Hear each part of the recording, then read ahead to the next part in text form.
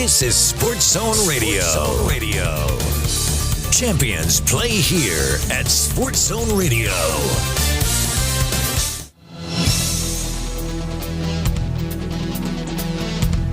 It's time to tee it up and kick it off. It's time for the Sports Zone Radio Game of the Week. Presented by Hatch Toyota. Sports Zone Radio brings you unmatched coverage of football from around the White Mountains and beyond. No one does it like Sports Zone Radio. And now you can live stream HD video of our broadcast coverage exclusively at sportszone123.com and on the Sports Zone Radio mobile app. All part of the Hatch Toyota Friday Night Football Show. The Sports Zone Radio Game of the Week is presented by Hatch Toyota. Chaz Hatch refuses to lose a deal over $1. Hard-hitting broadcast coverage of White Mountains football is up next.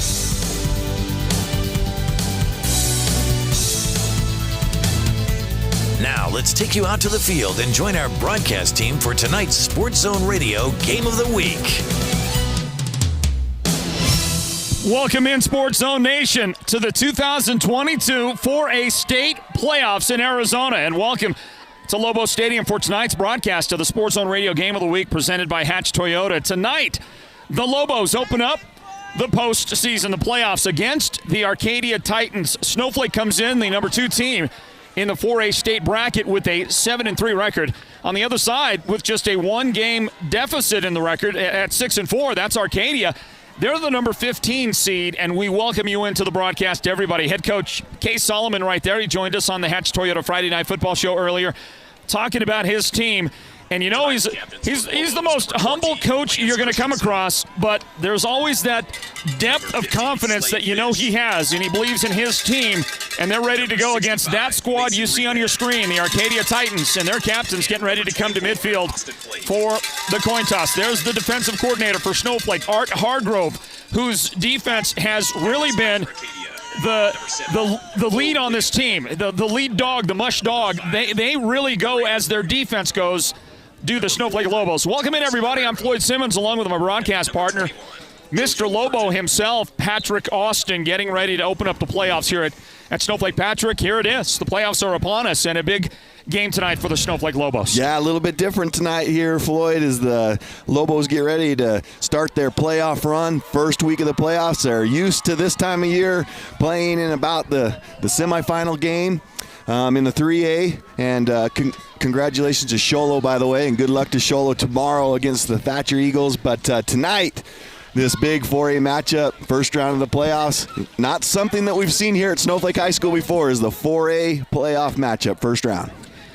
The referee is Neil Yazzie, and his crew will be calling this one here tonight at Lobo Stadium and going over some of the ground rules with these two teams, showing the coin, and he'll make the coin toss. And we'll find out who wins it. It looks like the Titans have won the toss. They are going to defer to the second half. We'll get to see the Snowflake Lobo offense with their junior quarterback, Brendan Bryant, bringing it out first here in just a moment as we bring you live coverage of the Sports Zone Radio Game of the Week, presented by Hatch Toyota. Floyd Simmons, Patrick Austin here on the call of this one tonight. And the Lobos, who got moved up to 4A football this season, have done a marvelous job, Patrick, in getting to a number 2 seed in the bracket. This in spite of a 3-loss record. One of those losses, of course, was to a 5A football team. That was to Cactus early on in the season. They lost back-to-back team games to 4A teams. They lost to American Leadership Academy and Apache Junction in back-to-back weeks. But since that point, Patrick, with a number of changes, personnel changes, they went to a new quarterback, which has kind of stabilized somewhat the offense. They've moved guys around on the offensive line and on the defense as well. They made a bunch of changes, and it seems to be going Snowflake's way as we've seen them in the last half of the season put together a string of wins, and they look good coming into the playoffs. Yeah, this is where the Lobos make their run right here. I mean, you've seen it for the last couple of years, even 3-4 years down the road, as the Snowflake Lobos really come out and play some football, especially in the first round of the playoffs. So I'm anticipating seeing a pretty good game tonight, but I'm also ready to see the Lobos play a really good football game tonight. Let's pause 10 seconds for station identification on the Sports Zone Radio Network. This is Sports Zone Radio. Champions play here at Sports Zone Radio. And you're listening live and local on FM radio across Northeast Arizona on the Sports Zone Radio home for broadcast coverage. Mix 98 KRFM Sholo. And we're ready to go. Here comes the opening kick. Let's get the playoffs underway here at Sports Zone Radio. There's a high bounce into the hands of, is that Braden Frost? Nope, I don't think it is, but a great return developing up the middle, a stumble, and Snowflake is going to be down at midfield after Easton Butler scooped it up. Hey, there's Easton, who's been injured, but he looks none the worse for wear on that opening return. He takes it out to midfield, and Snowflake will begin with great field position. Nice job by Easton. Just picked that one up, low line drive kick, but picked it up, had a huge hole right up the middle, so a nice job by that special teams team out there, and just a little trip up there at about the 45-yard line, or Easton might have been able to hit that sideline and take it all the way to the house. But needless to say, we're right at the 50-yard line. Boy, there is a level of anticipation for this postseason for the Lobos and their fans. Here at Sports Zone Radio, excited to be a part of that as we get it underway. Ball right at midfield, and they're going to hand it off on the first play from scrimmage. And that one's going to go straight up the middle for about a 5-yard gain. Mark it down at the 45-yard line, and the guy that gets the call to start this out, J.J. Lerma, goes 5 yards straight ahead. 2nd down and 5. Lobos going quick here. And quickly out to the right side. And that's a quick toss to Easton Butler. He was the quarterback, and now it's Brennan Bryant. Bryant hooks up with Butler for a 2-yard gain on that play.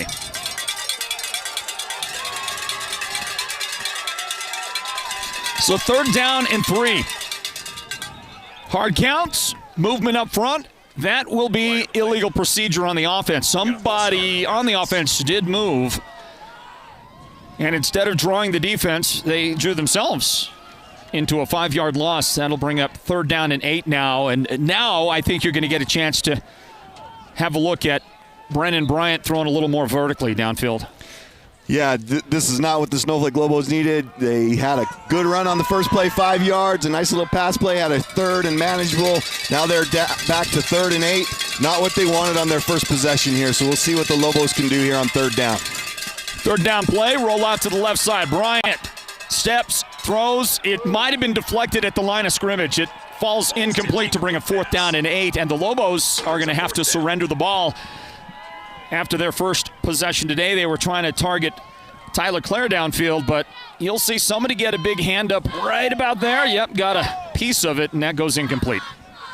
Yeah, it might have been fortunate for the Lobos to have that one tipped at the line. It looked like Clare was in double coverage there. It was a little slip right at the end, but possibility of an interception there. Pretty good looking punt. And the ball is fielded inside the 15-yard line. There's a marker down. Immediately the coverage team gets there. The punt delivered by Braden Lewis. And we'll have to check the marker. I believe there was a marker down thrown by. Yeah, there's a few of them on that play. We've got a holding against Arcadia. I don't know if that was both flags or just one, but it looks like that was the only call. So I thought maybe they had called one on the punt team and the return team, but this is going to take Arcadia back half the distance. The Arcadia Titans with the football. Patrick, I don't know if you caught some of the discussion we were having during the Friday Night Football show, Derek and I. How many state championships do you think the Titans have in their history? I don't think they have any. They do. Yep, they've won a championship or two. I have not heard. I haven't looked that far back, I guess, because I did not know. Okay, I'll give you the number here right after this first down play. As they line up in a shotgun set. And after a long snap count, the Titans are going to throw the ball on 1st down and pick up a 1st down. That pass caught out on the far side, and that'll take it out from the. I had that one beginning at the 6-yard line. And we'll see where they mark it down at the 21. So nice pickup, 15 yards on first down. And the first play from scrimmage for the Arcadia Titans offense, Braylon Rooney. Braylon Rooney is at quarterback. He is a 6'3" sophomore leading this Titans offense. And he'll set him up in shotgun one more time here. And they'll hand it off to their leading rusher. And he finds no quarter whatsoever as he tries to go over that right guard hole. And that's Quentin Isabel. First one there, number 42, Jordan. Quentin gains 1 yard on the play, and that's all he gets. And that'll bring up second down and just over 9 yards to go for the Titans offense. Okay, so Arcadia has won 2 championships. Okay. The first one was 1960. Okay. And the second one was 1962. Oh, wow. Okay. So it's even older than you, Patrick Austin. It is. Longer than you've By far. been dwelling. Here comes a low snap. Rooney picks it up. Rooney goes down. Quarterback sack.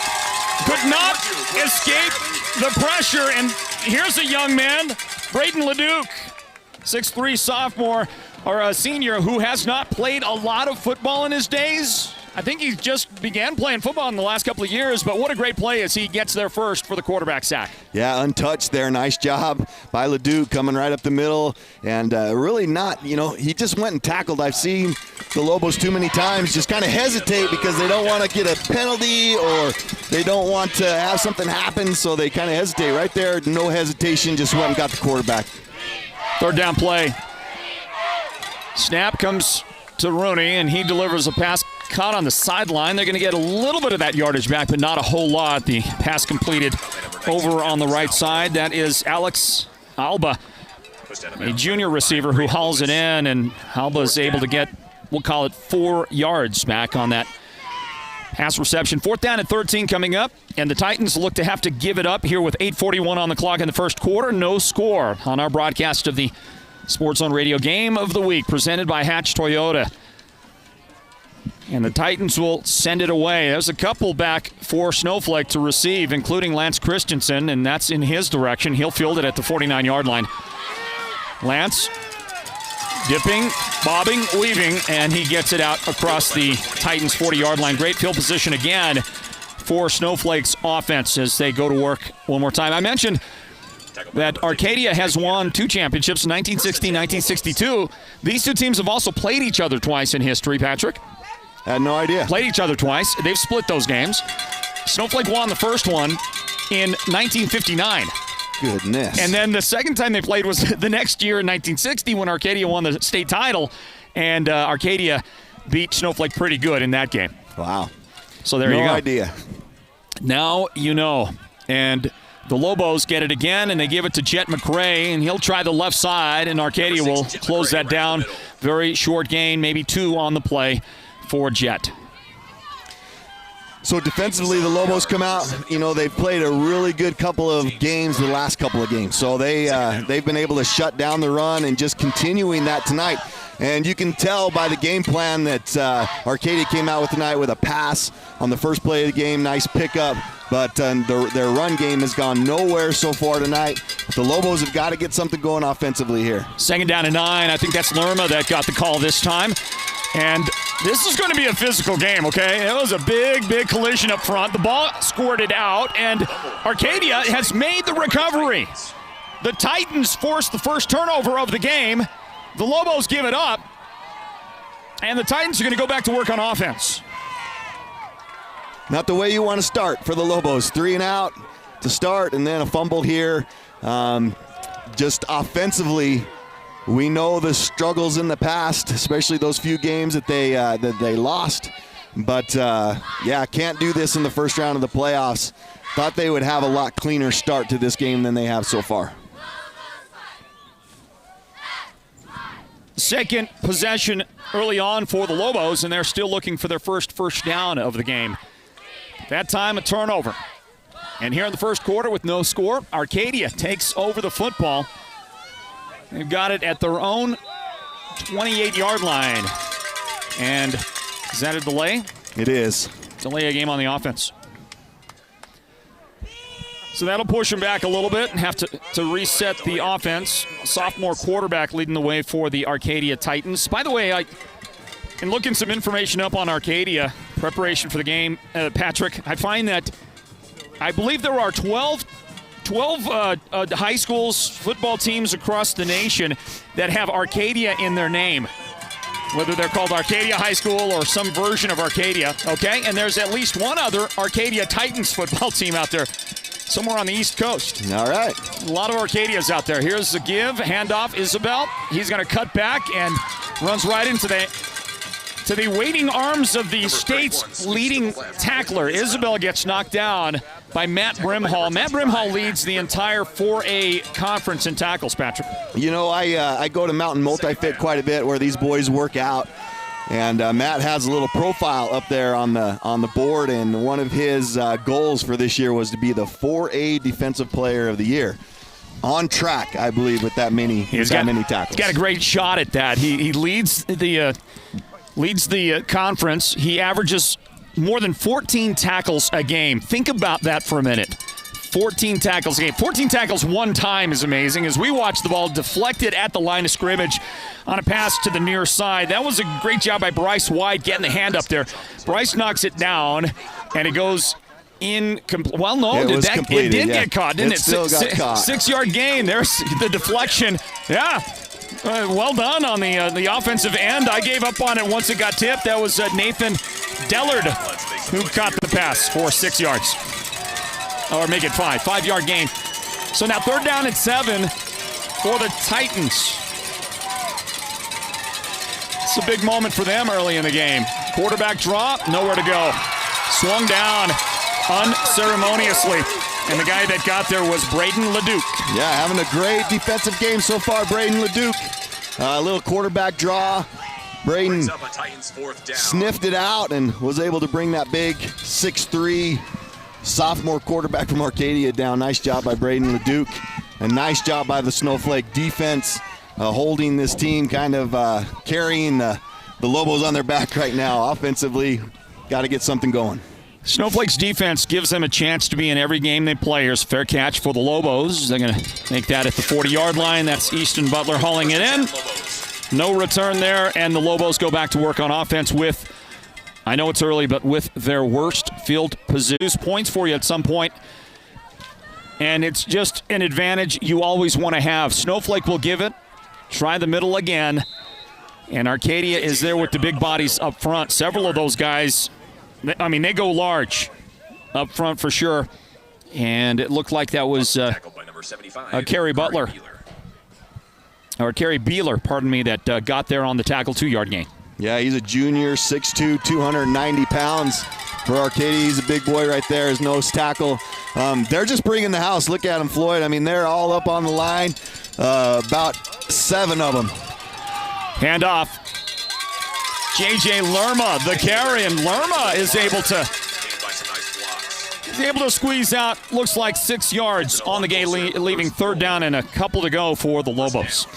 Yeah, nice job by Lerma. They've done a good job. He's been one of their hardest runners the last few weeks. He just keeps those legs running and moving and gets all those extra yards after initial hit.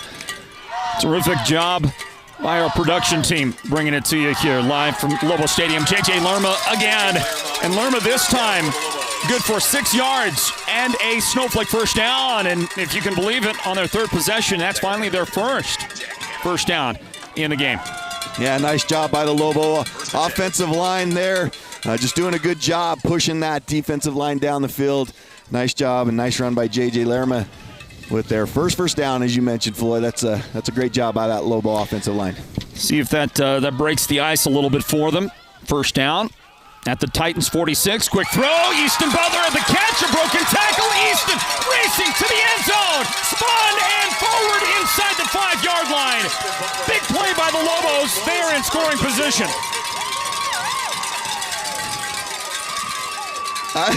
I've actually been waiting to see that all year long, Floyd, that just a little quick slant.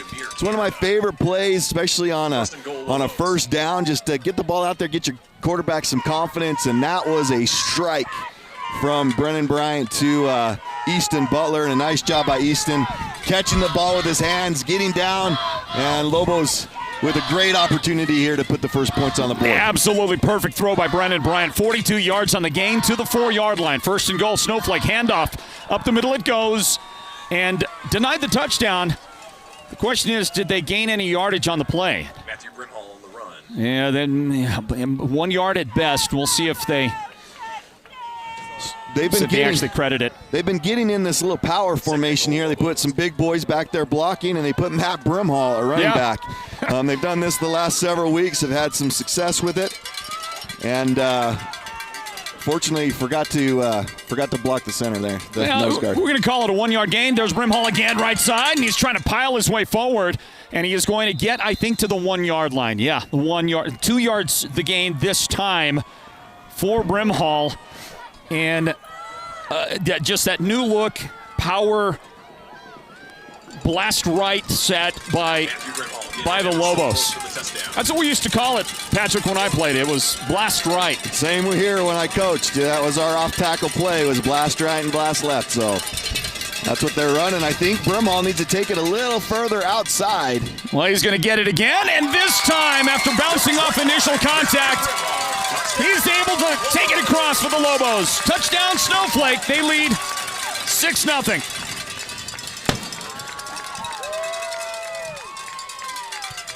Hey, great job by that left side. They switched it up a little bit. They ran twice to the right, tried it to the left. They were under a yard to go there, and Brimhall just powers his way across that line. But great job by that offensive line. I'm seeing big number 77 in there, McCray Hunt, leading the way on that. Sam Brown is on to try the point after, and that one is going to split the uprights. The kick is good, and Snowflake jumps out to an early 7-0 lead here in the final 3 minutes of this first quarter. Stand by, everybody. A word in from our presenting sponsors of the Sports on Radio Game of the Week. That is Hatch Toyota. They bring you the Sports on Radio Game of the Week. 4A playoff. Stand by. Give me an S. Give me a U. Give me a Y. Give me a B. What's that stand for? Sell us your vehicle. At Hatch Toyota Sholo, we want your late model, good condition vehicle. We're buying. Sell us your car. Stop by Hatch Toyota in the Northern Arizona Auto Mall for a free, no-obligation quote. We're paying top dollar, often over Kelley Blue Book. The used car market is at its peak, and your current vehicle will never be worth more. Sometimes more than you paid for it. We'll buy from you even if you don't buy from us. Get a free Carfax report and no-obligation quote. Get a quote, get a check. It's that easy. Give me a G. Give me an A. Give me a Q. Give me a G. Give me an A. Give me a C. What's that stand for? Get a quote. Get a check. Hatch Toyota in the Northern Arizona Auto Mall and hatchtoyota.com. Keeping the White Mountains rolling for 31 years. Decent return for the Titans, but there's a marker down, and that is generally trouble for that return team, and it will be. That's a hold, and that's going to bring it back. They were just out near the 30-yard line after the return, and they're going to march that one back just a little bit. Want to introduce you to tonight's officiating crew. Somewhere along the line, I have their lineup card. Doing the best. I'm doing the best I can to stay organized, and it is not easy up here. Our referee is an old friend here of Sports on Radio. That's Neil Yazzie. Our umpire is Elmer Murray. The head linesman is Brian Sosi. The line judge, Jonathan Prather. And the back judge is Nathan Belcher. So there is your officiating crew on this one tonight. They mark it back and set it up at the 17-yard line. It's first down at that spot for the Titans. High snap, bring it down. Isabel has it, and he is knocked down somewhere in the vicinity of the line of scrimmage. That'll be a no gain or a 1 at best. See where they put him down. 1 yard gain on the play. Yeah, I'm just taking a look here, but it looks like Matthew Brimhall. That's exactly who it is. Matthew Brimhall again, solo tackle right there. Nice job by Brimhall. So Brimhall leads the 4A conference in tackles. more than 14 tackles a game, and now he gets to go out to run the power goal line offense and score touchdowns as well. He's kind of living the life, isn't he? Yeah, absolutely. That's the dream of every football player, to be big on both sides of the ball. Here's an incomplete pass out on the far sideline. And with that miss, 3rd down and 9 coming up. Yeah, nice job there. A good play call. Just threw it a little bit too far outside. I've watched this quarterback play a few times. He's really lengthy. He's got a pretty good arm, but he is inexperienced. He's just a sophomore, and so that's a little bit worrisome, I think, for Arcadia tonight, is just to see his youth out there and just throwing it out. He's being careful, trying not to throw an interception. Threw it a little bit too far outside. Let's hear it for your Lobos defense. Rooney, the quarterback, will try to pick up that 3rd down and 9. Pass is caught, but, well, that's going to be good enough. That'll be enough for the first down. They needed 9. They got 10. That'll move the chains, and it's a first down for Arcadia. Yeah, right there. Looking good, that quarterback. Good timing with the wide receiver, and just went down and got that one right at the, like you said, the 29-yard line. I believe that was Jeremy Smith on the receiving end, taking it to the 29-yard line, sharing the name with one of the Snowflake Lobo assistant coaches. That's correct. Jeremy Smith. First down play, Arcadia. They give it to Isabel. On the left side, if he would have bounced it, he might have gained another 5 or 10 yards.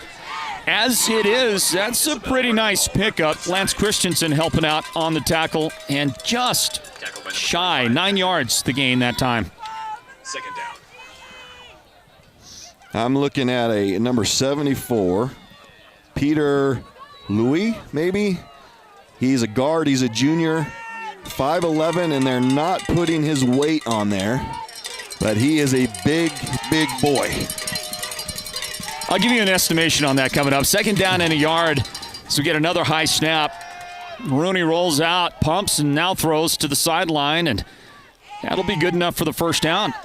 That'll be caught. Pass is incomplete. Yeah, I think he was out of bounds. Dropped it. Okay, out of bounds. I'm not sure. I can't see. That's clear across the field from where we're at, but no, he missed it. Dropped it. Dropped. So 3rd down and a little bit better than a yard, to be honest. It's about 4 feet to go. And we'll see what they dial up. This Arcadia team. Going back to the previous running play for Isabel with a gain 9 yards. The tackle, I mentioned Lance Christensen. Actually, he was backing up the play. It was Matt Brimhall again on the tackle. So Brimhall's early numbers, both sides of the ball looking pretty impressive as we watch somebody with a neutral zone infraction on the Snowflake defense. Somebody lined up in that neutral zone, and that was enough to alert the officials and mark it out 5 yards and give another first down to the Titans. That ball comes out to the 43-yard line now. The Titans own 43-yard line. The final 28 seconds of this first quarter ticking off right now.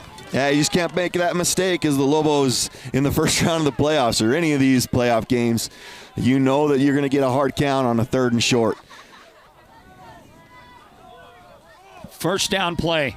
12 seconds on the clock. Isabel cuts it back and gets wrapped up. And the guy this time is Braden Lewis, getting credit for that tackle as we now come to the end of the first quarter, everybody. And the Snowflake Lobos jump out in front 7-0 in this one. The 4A state playoffs are underway. Snowflake having made that jump up to 4A, the number 2 team in the brackets. And so far, the Lobos lead 7-0. Stand by for the second quarter. And the Sports Zone Radio Game of the Week presented by Hatch Toyota continues right after this. It's that time of year again. You can feel the excitement in the air. You know what?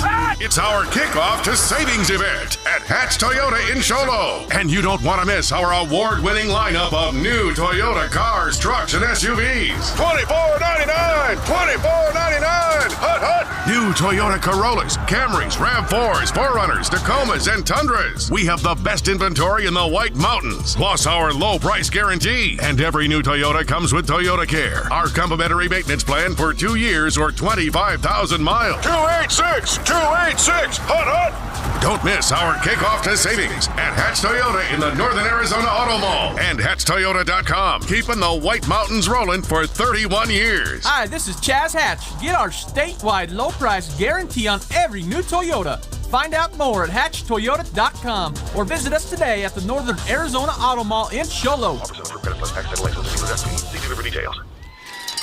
First play of the second quarter is a pass completion. Well shy of the first down, but completed nonetheless. And a gain of 5 yards, make it 6. 6 yards out to midfield, right at the 50-yard line as we get the second quarter underway. Here comes the 3rd down and 3 for the Arcadia Titans offense. Second quarter underway. The Sports Zone Radio Game of the Week is presented by Hatch Toyota. Welcome in, everybody. Nice job by Arcadia here. Just these quick passes, you know, are reminiscent of the Cactus game a little bit. Cactus had a lot of success against the Lobos with their short passing game, and Arcadia having some success tonight. So after 6 yards on that previous play, here is another pass completion to the near side. This one's going to be a no gain, though. He tried to swing it out on the near side and tried to get Isabella free into space, but the Snowflake defense shut it down. There's Matt Brimhall's number 25 near the play once again. And also out here, Davin McRae helping out to make that a no gain. Here comes the punt team on 4th down and 3 for the Titans. Yeah, probably a smart thing. I thought for a minute they might go for it, but that would be a tough task. They're just maybe a yard too much to try to go for this on 4th down. That Arcadia football team is led by a former NFL player, Ray Brown. And on the staff, I think there are 4 coaches total with NFL experience. Here's a fair catch.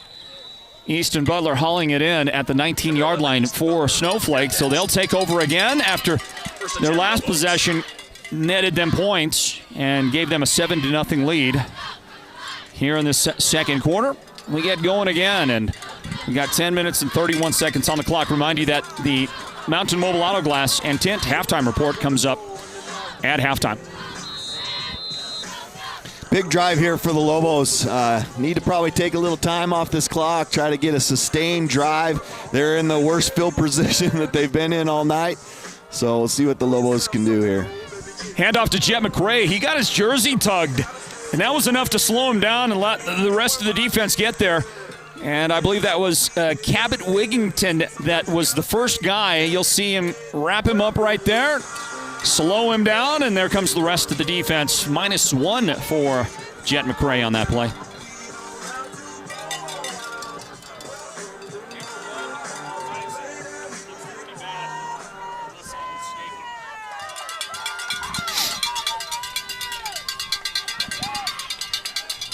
Handoff, left side, Number 6, Jet McRae. and it is McRae carrying the football again this time, and he's going to make back that lost yard a moment ago and add to that 3 more. So gain of 4 on the play, 3rd down and 7 coming up.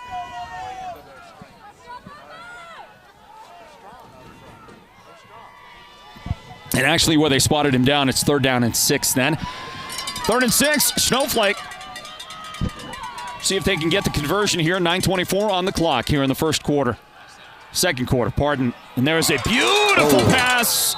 A little bit high. I think Lerma will probably kick himself for having not made the catch, but that would have been a big play for the Lobos. As you watch Bryant wind up, and it may have been a case where Lerma just kind of left the ground a hair too early. Yeah, he did. That was a great pass. I'm a quarterback, so I'm going to say anytime a receiver is able to get a hand on it, he should catch it. So great pass by Brennan. But I think you're right. I think he jumped just a little bit early on that. So a 4th down, 4th and 6, and the Lobos will give it up. Braden Lewis, the punter. And a fair catch. Nope, it's muffed. It's on the ground. McRae had a hand on it. Bounces up into the Titans' hands. And they're going to try the return. They'll have it out to about the 35-yard line. It was a near disaster for the Titans. And Carter Pruitt was the guy that saved the day by scooping it up. Watch McRae get there and almost with the recovery. Yeah. Oh, just missed it. I don't know if he was trying to pick that up with his left hand or just kick it a little further downfield, but man, you got to take advantage when you can on mistakes like that. Lobos go 3 and out with the offensive possession. And I think so far the offense is still looking for some rhythm with that Snowflake on that Snowflake side, and you got to give the Titans a ton of credit. They are playing some pretty good defense. They have yielded the 7 points so far, and that was set up by a 42-yard pass to Easton Butler from Brendan Bryant. Got them in scoring position. Matt Brimhall did the rest of it. And here you see the indication from Neil Yazzie, the referee, of an unsportsmanlike call against the Titans. They'll march that one all the way back to the 20-yard line. It'll be first down for the Titans. Yeah, the coaching staff was pretty upset. Looked like maybe one of the Lobos came in a little late on that tackle, and it wasn't called. The flag wasn't thrown, and I think that's what kind of set off that Arcadia bench. 7-0. The Snowflake lead over the Arcadia Titans. Just the third time these teams have ever played each other. And the last time was 1960. That was a long time ago. John F. Kennedy kind of era. The last time these two teams played. And it was a victory for Arcadia on the way to their state championship in 1960. Pass downfield. That one's caught and out across the 45-yard line. That was a big delivery, and call it 27 yards on the play. Yeah, quarterback did a nice job sitting in the pocket, found a guy right in the middle of the field, open, and threw a strike. Nice little pitch and catch there for Arcadia, getting them down almost midfield. 27 yards to Nathan Dellard. And a first down for the Titans. Trying to get into Snowflake territory. Isabel up the middle, a little cut back, and then down to the knockdown at the 49. They put him right at the 50. So a 3-yard gain. And they are just that close to one of those small victories you look for in a game. Crossing over into your opponent's territory. Number 26, Ben Blanks, running back junior. This is a young team I'm noticing all on this roster. Very young football team. Second down play, ball right at the 50-yard line. Shotgun. Rooney rolls out. A lot of time to throw. He's going to run it himself. Short of the first down by a fair amount, and they'll mark him down at the Snowflake 47-yard line. That'll leave 4 yards to get. That'll be a gain of 3 on the play. Pushed out of bounds by number 42, Jordan Mowers. So the third down, straight ahead. And we've got 7:47 on the clock in the second quarter. The Mountain Mobile Auto Glass and Tint halftime report at the break.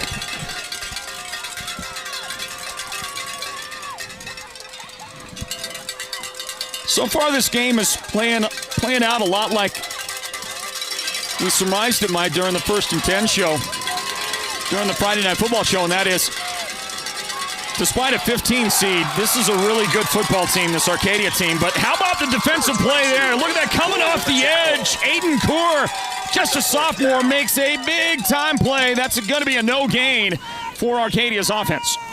Yeah, nice job. They're glad to have that young man back, Aiden Kaur. He's been out several weeks with a broken ankle, actually. He's coming back off of I believe, a broken ankle, and they're glad to have him back.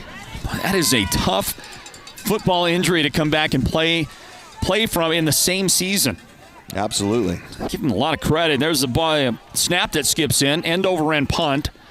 And that one is fielded. No fair catch in spite of the coverage, a low kick.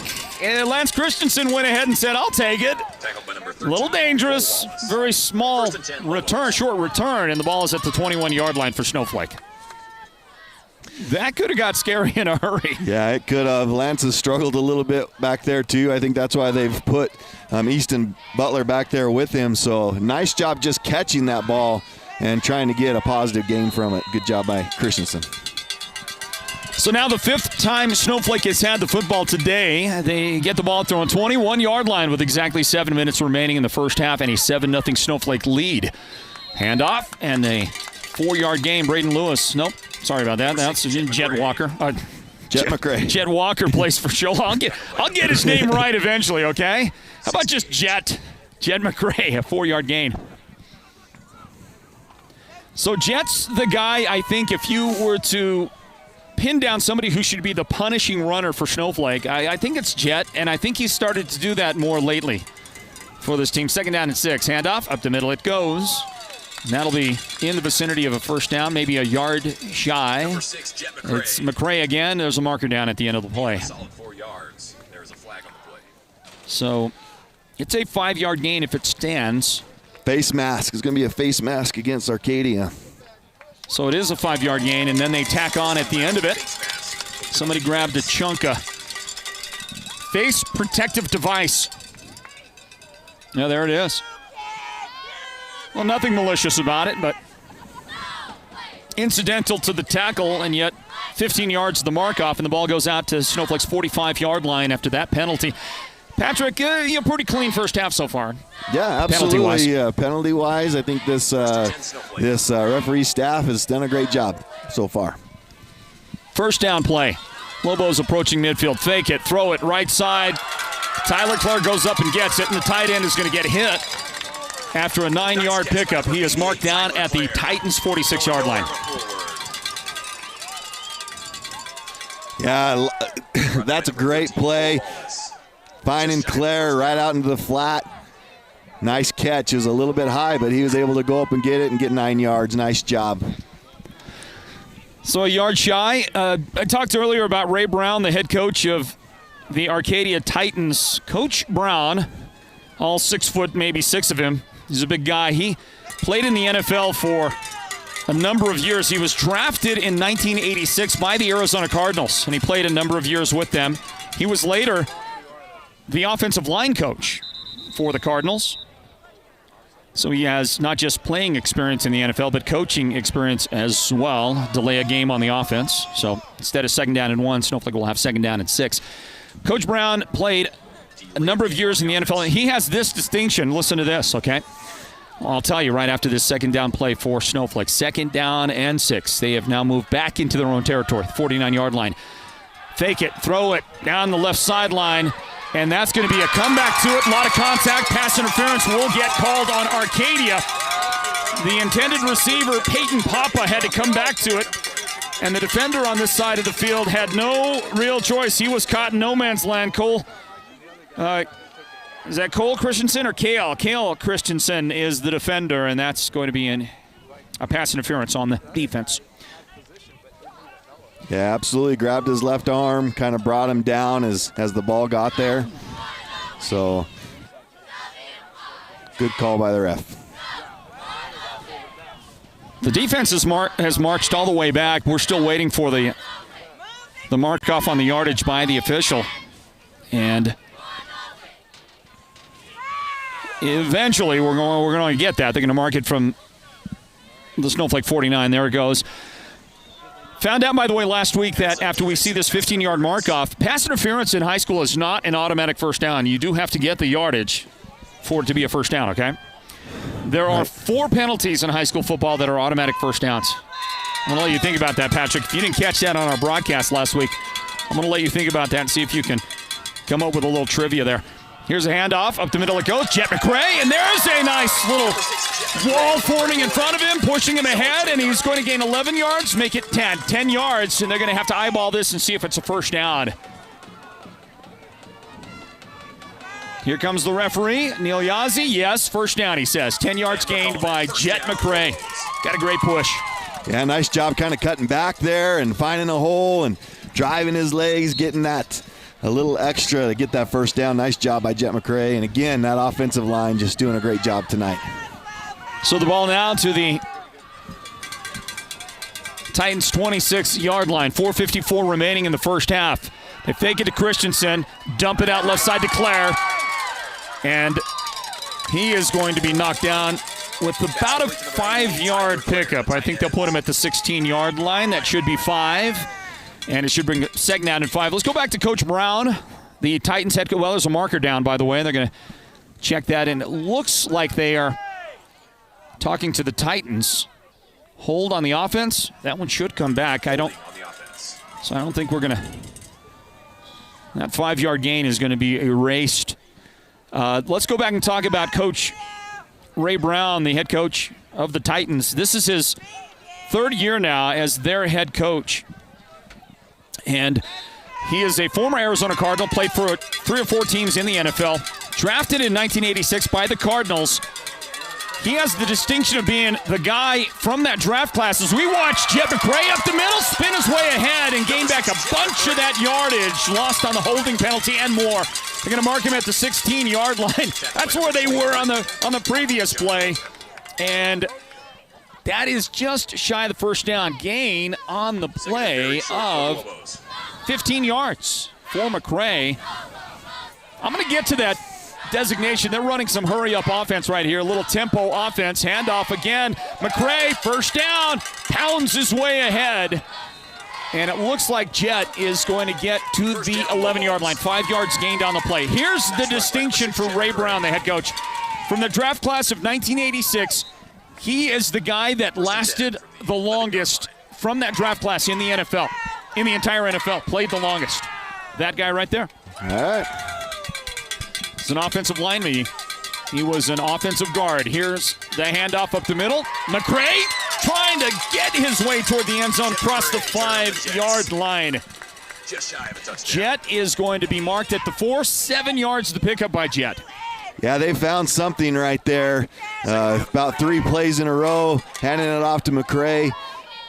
Done a great job. He seems to be hitting the line of scrimmage a little bit faster right now, and that might be the reason why he's having a little bit more success. But nice job right there. Why not give it to him again? And this time, Jet takes it across. A 4-yard Snowflake touchdown.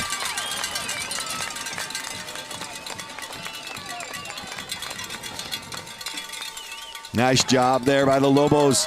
Again, I'm giving credit to that offensive line. Kyson Perry, we don't say his name a whole lot, but what a great job he's done at center this year for the Lobos. Big number 77, I've mentioned him tonight, McRae Hunt. And 64, that's Cody Flake. He's just a sophomore. He's been on that offensive line all year long. Doing a great job at tackle. The point after is pulled left. It's no good. Snowflake's lead is 13-0 here in the first half. 3 minutes, 10 seconds left until halftime. It's the Sports Zone Radio Game of the Week, presented by Hatch Toyota. Stand by. Summit Healthcare is committed to your healthcare experience from start to finish. They invite you to take advantage of the Summit Healthcare Retail Pharmacy. The pharmacy is conveniently located in Summit's outpatient pavilion, just steps away from the hospital, and most of Summit's clinics. They accept most insurance, including Medicaid, Medicare Part B, Medicare Part D, First Care, and IHS. Prescriptions are ready in just minutes, and you get curbside delivery too. The Summit Healthcare Retail Pharmacy, because Summit is committed to meeting your pharmaceutical needs. Attention! Did you know that you may be eligible to receive a free data plan with 60 gigabytes of LTE data to use as a hotspot every month? If you live on tribal lands and are on a government assistance program like WIC, SNAP, Lifeline, Pell Grants, or Medicaid, Cellular One can help. Just ask for the Cellular One ACP plan. It comes with unlimited data and a 60 gigabyte LTE data hotspot. Get your free ACP plan at any Cellular One store today. ACP is a government benefit program and customers must qualify. Some restrictions apply. Limited time only. Non-transferable. Limited to 1 line per household. Very slow developing return for Arcadia after the Snowflake kickoff. The man that brought it back for a modest return was Chris Hughes. And he gets knocked down at the 27-yard line. First down at that spot for the Titans.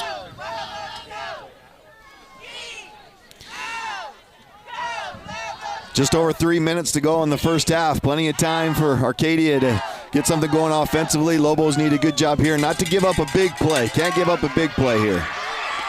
And they're going to throw it away, throw it out of bounds. Almost nailed one of those Snowflake cheerleaders.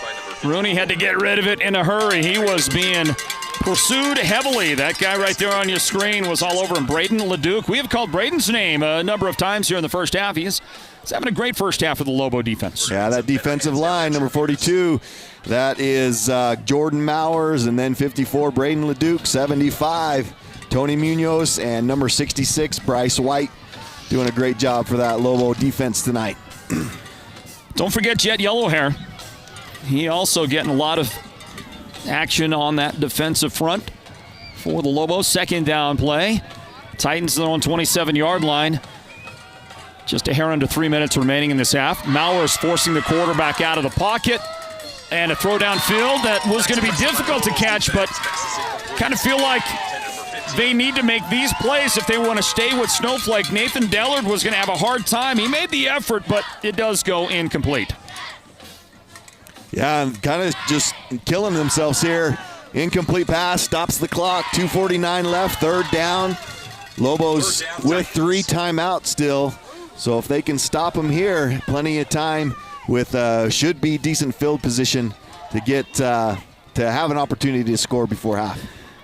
Taking a lot of time getting the play in. Braylon Rooney, the quarterback, is 6 out of 11 for 67 yards. He has been sacked twice by those guys right there. And there's number 76. There's Jet Yellowhair out there now too. And timeout is called by Ray Brown and the Titans offense. They were running out of time. They were right there just about to get themselves a delay call.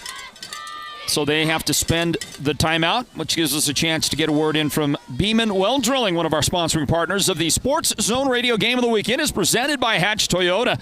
Snowflake leads 13-0 here in this 4A state playoff matchup. First round of the playoffs. We're back right after this. The team at Beeman Well Drilling is like a great football team. They work hard, they work as a team, and they play to win. Their reputation is second to none, and they proudly call the White Mountains their home, even though they complete projects throughout the entire southwestern United States and beyond. No project is too big or too small for Beeman Well Drilling, so when the time comes for you to punch a hole in the ground, remember the White Mountains' top well drilling team, Beeman Well Drilling. Call anytime, 928-205-7647. Go deep with Beeman Well Drilling.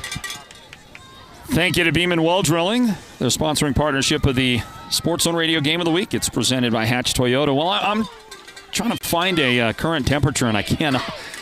I cannot. Patrick, maybe you can find it out. But it does feel like it's actually quite a bit warmer than our last 2 weeks of football coverage at Sports Zone Radio. Still a cold night in Snowflake for sure. Here's a throw. That one's tipped in the air and nearly intercepted. 37 degrees the current temperature after that incomplete pass. Patrick, last week at kickoff, it was freezing or colder for both of the last 2 weeks of our coverage. And by the end of the night, temperatures dropped. I think last week dropped as low as 27 or 28 degrees by the time we were done with the broadcast. No, absolutely. Last week was really cold, much colder than tonight. I'm not that bad tonight. Of course, I've got a heater right here by me too. So this is almost like summertime conditions compared to what we've seen. Here's a punt that is almost blocked. Checks up at the Titans 47, gets a bit of a roll, and they're going to down it at the 43-yard line. Snowflake will have it again, and a fairly short field for this offense. Plenty of time for Brendan Bryant and the Lobos offense to do something if they can with it. Yeah, absolutely. Absolutely plenty of time here. 2:34. 44-yard line of the Lobos. Bust out the old 2-minute offense here. See if you can get down and at least kick a field goal to end the half. Plenty of time and 3 timeouts yet for Snowflake. Handed off to McRae, and he gets hit 1 yard past the line of scrimmage. Struggled, tried to break out of the grip, and he is knocked down. Number 6, Jet McRae. We're going to call this a 2-yard gain. Yeah, 2 yards on the play for Jet. Tackled by number 7, Cabo Wigginton. There was a whole bunch of Titans there on the play. Wigginton, the guy that led the way. 2 yards to pick up. Second down and 8 yards. Brendan Bryant flanked by 2 running backs in the Snowflake backfield. Fake it quickly over the middle, and that one is batted in the air. My goodness. Dangerous. Did you see Tyler Clare, though, on that play? Just look at this replay if you have Was he wide open? Oh, my goodness, there wasn't anybody within 15 yards of Tyler Clare if you can complete that pass. He's scoring on that play. Jason Mormack is the guy that got the hand on it and knocked it down. Here's the look again, and there goes Tyler. He was absolutely wide open, wasn't he? He was. And in the middle of that, defense was split wide open. That brings up third down now. Draw play. Up the middle it goes. And, boy, that one looked like it was going to develop nicely. Holding is, I think, going to get called against Snowflake. McCray had 3 yards, but I don't think it's going to stand. They're counting defenders. What do you got? Let's see. 1, 2, 3, 4, 5, 6, 7, 8, 9, 10, 11. I got 11 defenders. Penalty is going to work against the Lobos. Yeah, there's your hold. Holding on the Lobos. Took a while to figure it out, but there certainly is the. What do you do here? Do you decline that and give them fourth down? Or do you give them an extra play? Yeah, they're going to decline that. Yeah. Fourth down. Absolutely. Go fourth down if you're the Titans. Make Snowflake make a decision or give it away. So we go back to a 2-yard gain for McCray then. They decline the penalty. 2 yards to pick up, fourth down and 6. So in all likelihood, not a hard count for Snowflake, but maybe they will. Maybe they'll go hard count here, and if they don't move on the defense, bring the punt team out. Fourth down play. They're gonna run a play. Bryant throws in the middle of that defense, deflected, caught by Easton Butler. Snowflake had it deflected, but it works out anyway. That's a first down. Wow, sometimes things just go your way. And for the Lobos right there, bounced in the right direction for him. 18-yard gain on a pass play to Easton Butler, his second catch of the game. He's got 60 first half yards of receiving for the Lobos. Handed off McCray. Up the middle he goes. And they're going to work on some clock as well as grind out some yardage. That should be right at about an 8-yard gain for McCray, maybe 9, depending on where they finally mark him down. 9 yards to pick up second down and a yard coming up. Another look at that deflection and pass caught by Easton Butler. Throwing, rolling left, set up, and a big hit on a pass delivered downfield by Brennan Bryant. Boy, he got throttled on that. And then on the other end, there was another big hit. That pass intended for Clare. There was a big collision and a defender slow getting up. But watch this on your screen. Watch the hit that Bryant takes right there. It's a pretty good pass. Yeah, dang good pass for getting so much pressure, kind of having to turn his body around right-handed, rolling left. Did a good job trying to hit Clare there in the open. Brings up a big third down here with just over a minute to go. Third down and a yard. Lance Christensen in the slot on the left side. The wideout on that side of the field is Easton Butler.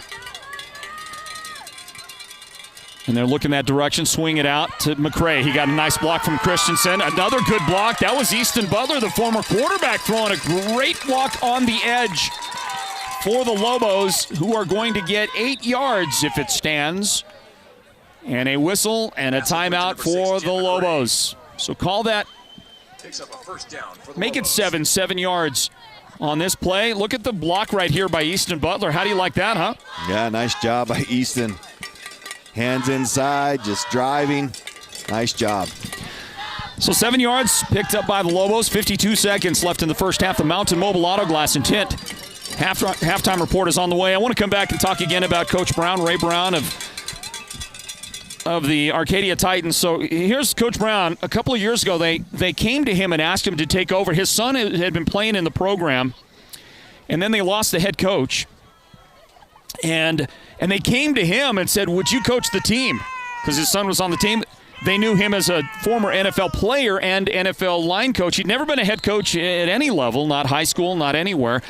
And, he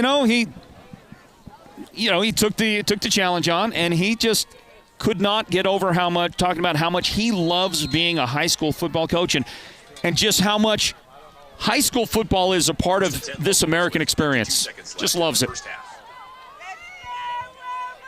First down play. Snowflake at the Titans' 17-yard line. They'll fake it. Bryant rolls out, well protected, throws behind his receiver, or was that over the head of the receiver? Easton Butler was coming across the field. That's incomplete. Yeah, I had him open. Easton coming across the field, wide open. Brennan just missed him, threw it a little bit behind him.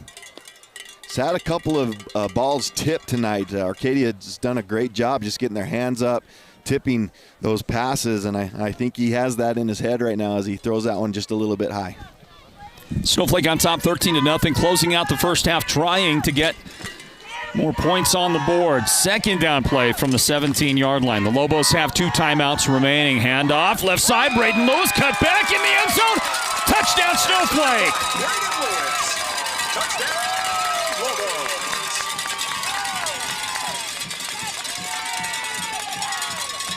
Bring in the senior. Bring in the senior. Is that his first carry tonight? That's his first carry. First time he's touched it. Nice job by Braden being able to come in there, kind of spin away from a tackle and get in that end zone to give the Lobos the score right before half here. Awesome job by that Lobo offense. And they're going for 2. Fake it, right side. Lewis throws, and it's deflected. That pass incomplete. And the Lobos unable to get the conversion. A word in from our good friends at the Bloomhouse Floral Designs shop in Pine Top, everybody. 41 seconds till halftime.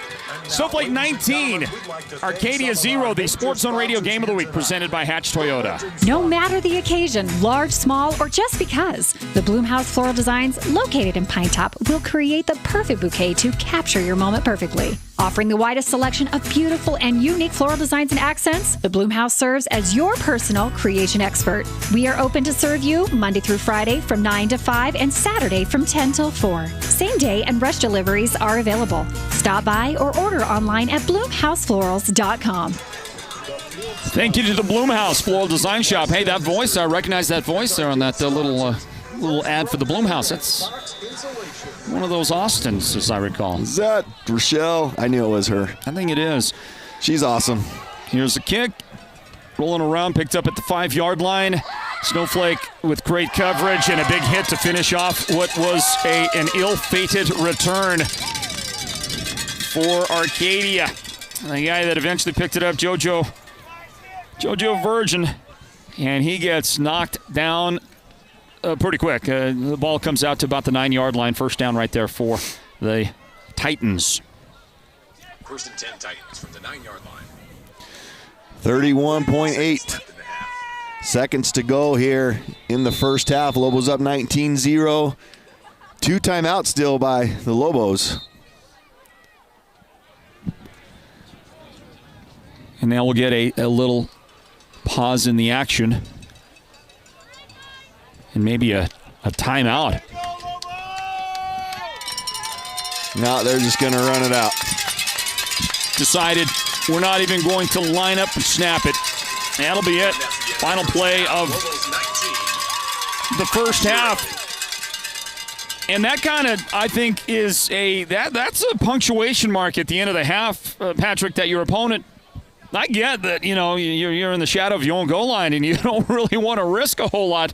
But come on, line up, maybe run a play. Who knows? You break one off, go to the house, give it a. Yeah, they were go through the motions. They were on the 9-yard line, so a little bit sketchy. But they know they're getting the ball here to start the second half, so didn't want to take their chances and just taking it in at half, knowing that they're getting the ball here. Okay, I'll go ahead and grant that. How's that? The first half comes to an end right here at the top of the hour. We'll have to pause 10 seconds for station identification on the Sports Zone Radio Network. This is Sports Zone Radio. Champions play here at Sports Zone Radio. Football fans, you're listening live and locally across the White Mountains on our broadcast home for our coverage throughout Northeast Arizona. That's Mix 98 KRFM Sholo. We close out this first half of the 4A state playoffs, the opening round of the 4A state playoffs.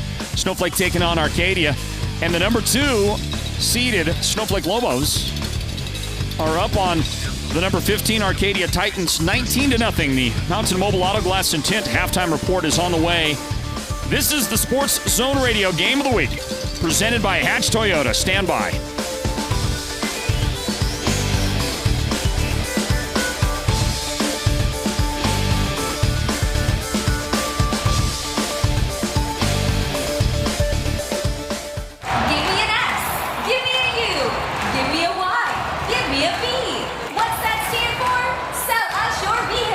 At Hatch Toyota Sholo, we want your late model good condition vehicle. We're buying. Sell us your car. Stop by Hatch Toyota in the Northern Arizona Auto Mall for a free, no obligation quote. We're paying top dollar, often over Kelley Blue Book. The used car market is at its peak, and your current vehicle will never be worth more. Sometimes more than you paid for it. We'll buy from you even if you don't buy from us. Get a free Carfax report and no obligation quote. Get a quote, get a check. It's that easy. Give me a G. Give me an A. Give me a Q. Give me a G. Give me an A. Give me a C. What's that stand for? Get a quote. Get a check. Hatch Toyota in the Northern Arizona Auto Mall and hatchtoyota.com. Keeping the White Mountains rolling for 31 years. We've got a cool deal for you at Naked Mobile. Get the Samsung A11 smartphone free when you activate just 1 month of our 60-gigabyte plan. Starting at $75 per month, switch to Naked Mobile and get the free Samsung Galaxy A11 smartphone with 60 gigabytes of high-speed LTE data each month, and you can use your data as a hotspot. We've got you covered with unlimited nationwide talk and text and coverage on America's fastest networks. No contract, no credit check, no hidden fees. Get your free Samsung A11 smartphone at any Cellular One store near you or at nakedmobile.com. The team at Beam & Will Drilling is like a great football team. They work hard, they work as a team, and they play to win. Their reputation is second to none, and they proudly call the White Mountains their home, even though they complete projects throughout the entire southwestern United States and beyond. No project is too big or too small for Beam & Well Drilling, so when the time comes for you to punch a hole in the ground, remember the White Mountains' top well drilling team, Beam & Well Drilling. Call anytime, 928-205-7647. Go deep with Beam & Well Drilling.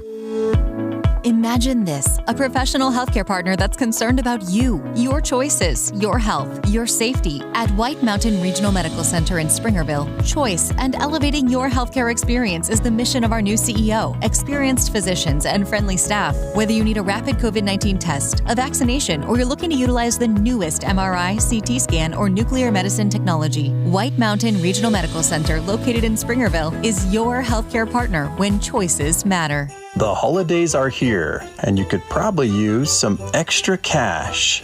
Mountain Mobile Auto Glass and Tint is giving away $500 cash. Not once, not twice, but every week now through Christmas. Mountain Mobile Auto Glass and Tint is known for having great incentives like dinners and movies, full-service car washes, or $100 in window tint. But did you know all of our technicians are certified by the National Auto Glass Safety Council? Why? Because auto glass is a major factor in your vehicle's collision support. And because your family's safety is our #1 priority. And whether you've been naughty or nice, you'll get a chance to win $500 cash given away each week now through Christmas. Call Mountain Mobile Auto Glass and Tint today.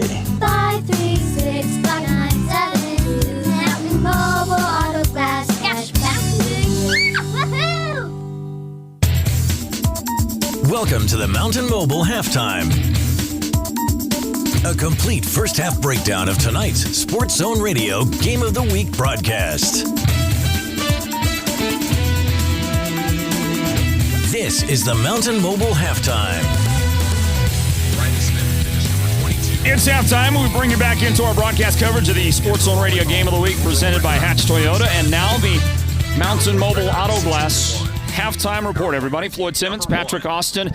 And here at halftime, a 19-0 lead for Snowflake as they open up the playoffs against Arcadia. Snowflake Lobos, their first year in 4A football, and it's been a great one, a successful one.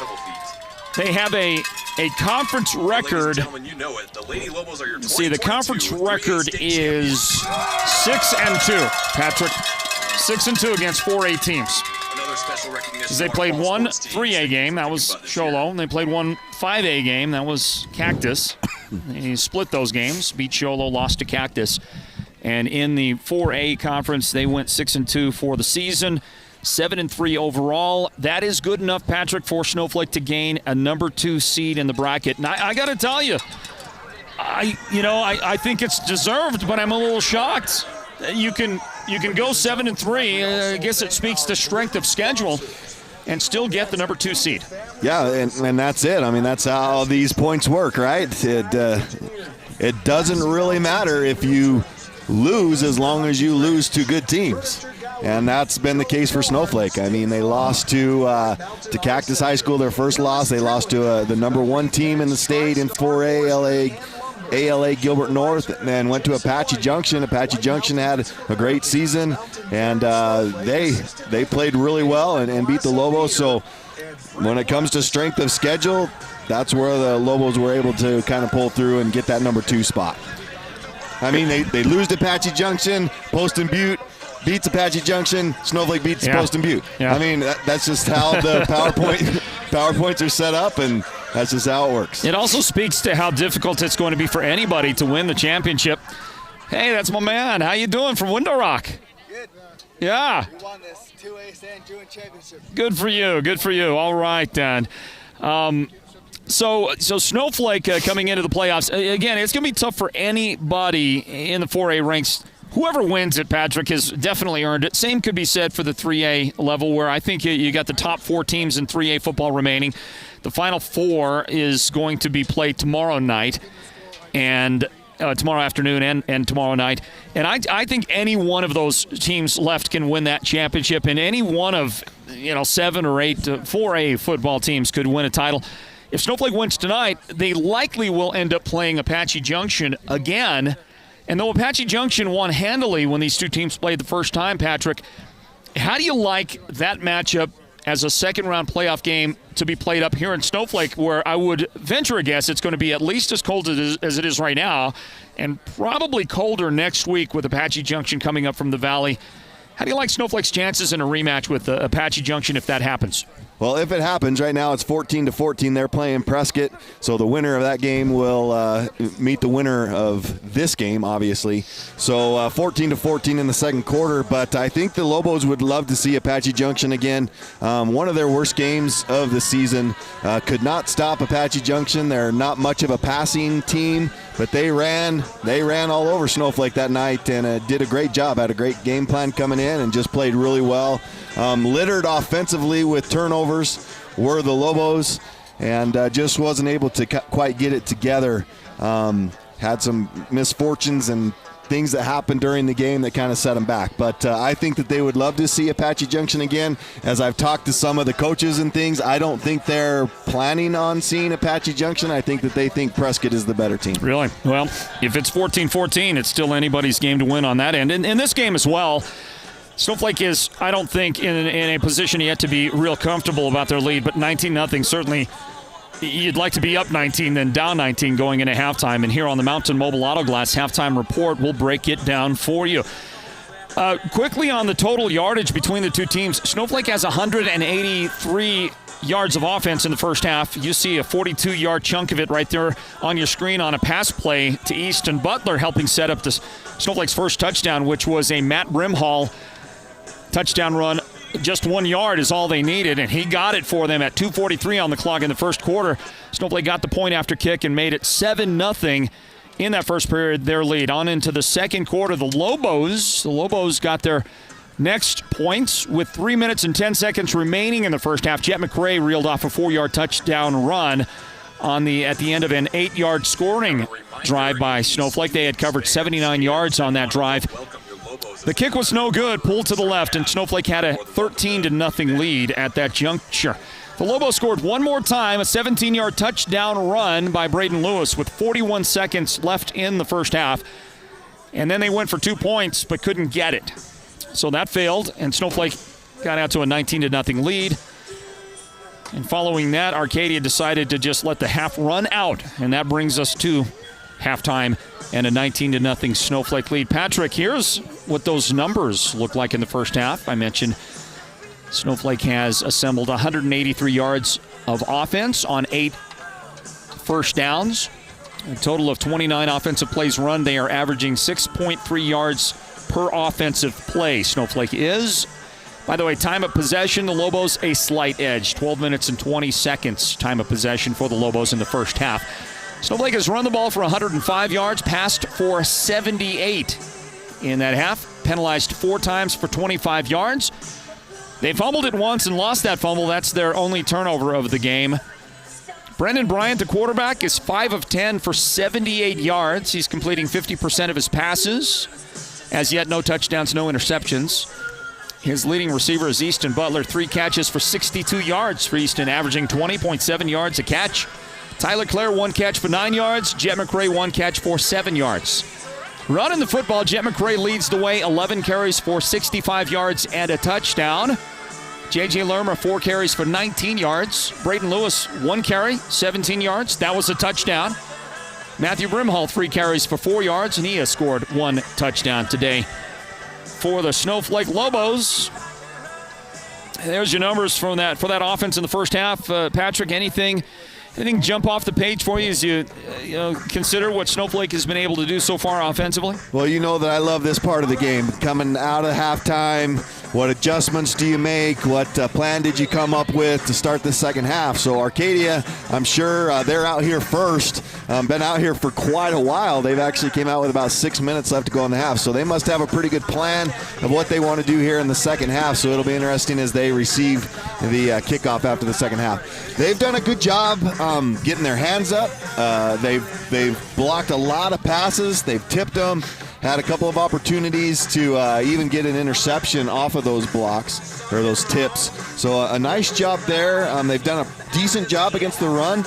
A couple of good runs by Jet McRae and that one at the end they have with Braden Lewis, but done a decent job against the run. They're just stacking the box and bringing it. So I'm sure we're going to see a lot of that in the second half. As far as the Lobos, they've just got to stick with their game plan. They've got to run the ball. They've got to be successful running the ball. They've had their opportunities for big plays. They missed Tyler Clare right in the middle of the field that could have went for a touchdown. A couple of penalties have gone their way to get them down into good field position. But Snowflake just needs to stick with their game plan. The good news is that Snowflake has played all year better in the second half than they have in the first half. So we'll see how that plays out here in the second half. The Mountain Mobile Auto Glass halftime report continues on. Let's look at Arcadia's numbers. Offensively, they have garnered 78 yards of offense, 4 first downs. Time of possession, 11 minutes, 40 seconds. I mentioned Snowflake is just a little above 6 yards per offensive play, while Arcadia is averaging just 3.7 yards per offensive play. They have only 11 yards rushing and 67 yards passing in that first half. Their quarterback, by the way, has been sacked twice by the Snowflake defense. Arcadia has been penalized 6 times for 70 yards. They have not turned the ball over today. Their quarterback, Braylon Rooney, is 6 out of 12 for 67 yards, completing 50% of his passes. No touchdowns, no interceptions. The receiving end of things, the leading receiver is Nathan Dellard. 2 catches for 32 yards for Nate. Colton McMahon has 1 catch for 15 yards. Jeremy Smith, 1 catch for 10 yards. Chris Hughes, 1 catch for 6 yards. And Alex Alba has been targeted multiple times, but he only has 1 catch for 4 yards in that half. For the Titans, their leading rusher is Quentin Isabel. He averages 125 yards rushing per game. But tonight, 4 carries, 14 yards, just 3.5 yards per carry against Snowflake's defense. This Lobo defense, they will bottle up your run, and they have done that tonight against Quentin Isabel. Also running the football, Ben Blanks has carried it twice for just 3 yards. Quarterback Braylon Rooney, who's been sacked twice, has a total of 3 carries for minus 6 yards today. The Snowflake defense, Patrick, that defense, they just have a reputation. And people know it's going to be a long day if you try to run the ball against Snowflake. Yeah, absolutely. They've done a great job. I can't tell you enough over the last few weeks of being able to start the run. It kind of started with Poston Butte. They just came out, and Poston Butte is a very successful team running the football. And they came out and was able to shut Poston Butte down. But a nice job by the Lobos defense, as always. Matt Brimhall in the middle of that, just making some big tackles and doing a great job defensively. So Snowflake's inside linebacker, middle linebacker, Matt Brimhall, has aspirations of being the Defensive Player of the Year in the 4A conference. Leads the conference in tackles. He's come out and had a good game here in the opening round of the playoffs. How about we do a little lobbying? I know the coaches like to watch, our broadcast coverage. They, of course, want to scout teams like Snowflake. It's going to be a lot of coach eyeballs on the Snowflake game tonight, and not just tonight, but in the days and the couple of weeks that follow as they get an opportunity to do some scouting on Snowflake. Let's do a little lobbying for that number 25 on that Snowflake defense. How about we urge those coaches to strongly consider Matt Brimhall as the Defensive Player of the Year in the 4A conference? Absolutely. He better be right in the mix because obviously with leading the 4A in tackles, the kid is a stud. I've said it all year long. I said it all year last year. He's a two-time defending state champ, and it's a senior year, and just he's a man among boys sometimes out there when he's playing that defense middle linebacker spot. I think if you're a Brimhall in that family, I think that's pretty much a prerequisite right there. Absolutely. Those guys know how to make the football players. All right, that's going to close out the Mountain Mobile Auto Glass and Tint halftime report. The second half will begin in just a moment. Everybody, can't wait for it. Snowflake leads 19-0 over Arcadia, this 4A state playoff football game. This word in from Mountain Mobile Auto Glass and Tint. We're back to start the second half right after this. The holidays are here, and you could probably use some extra cash. Mountain Mobile Auto Glass and Tint is giving away $500 cash. Not once, not twice, but every week now through Christmas. Mountain Mobile Auto Glass and Tint is known for having great incentives like dinners and movies, full-service car washes, or $100 in window tint. But did you know all of our technicians are certified by the National Auto Glass Safety Council? Why? Because auto glass is a major factor in your vehicle's collision support. And because your family's safety is our #1 priority. And whether you've been naughty or nice, you'll get a chance to win $500 cash given away each week now through Christmas. Call Mountain Mobile Auto Glass and Tint today. 536-597. Mountain Mobile Auto Glass. Cash back to you. Woohoo! And welcome back in, everybody, as we get set to start the second half of our live coverage at Lobo Stadium tonight. The 4A state playoffs are underway. And we'll look to give you an update on that Apache Junction game as soon as possible. Last time we heard, Patrick, thank you for the update. 14-14 was the score in the first half of that game. Here we get set for the start of the second half. Snowflake versus Arcadia. And the Lobo short kickoff is going to bounce up into the hands of the waiting receiver. Here's a return. Broke through the first line, and then the tackle will be made at the 40-yard line by Snowflake's coverage team. A good return for Arcadia. They've got to feel pretty good about coming out, starting the second half just that way. The guy that brought it back was Caden Carr, and he is knocked down at the 40-yard line as we get it underway again. The Sports Zone Radio Game of the Week presented by Hatch Toyota. Yeah, nice return there. A couple of Lobos had an opportunity. Slade Fish and Braden Frost to make that tackle way back in their territory, but unable to get it done, and a nice return up to the 40-yard line to start the second half.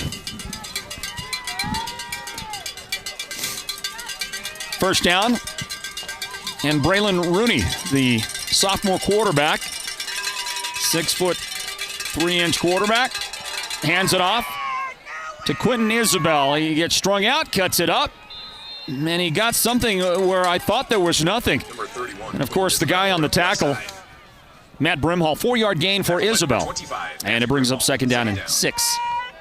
All right, interesting. Coming out in the second half, running outside, kind of giving up on that middle of that big Snowflake defensive line, running it outside. We'll see what they come up with here with 2nd and 6. 19-0, that's your lead right now. Snowflake in front. Arcadia, they give it. Isabel gets knocked down, no gain on the play. Nice job by Braden Lewis there. Just kind of came down that line. He's that outside linebacker. His job is to contain that outside, but when he saw the handoff, just slid down the line, got into the legs of that running back, and nice job, nice tackle for no gain.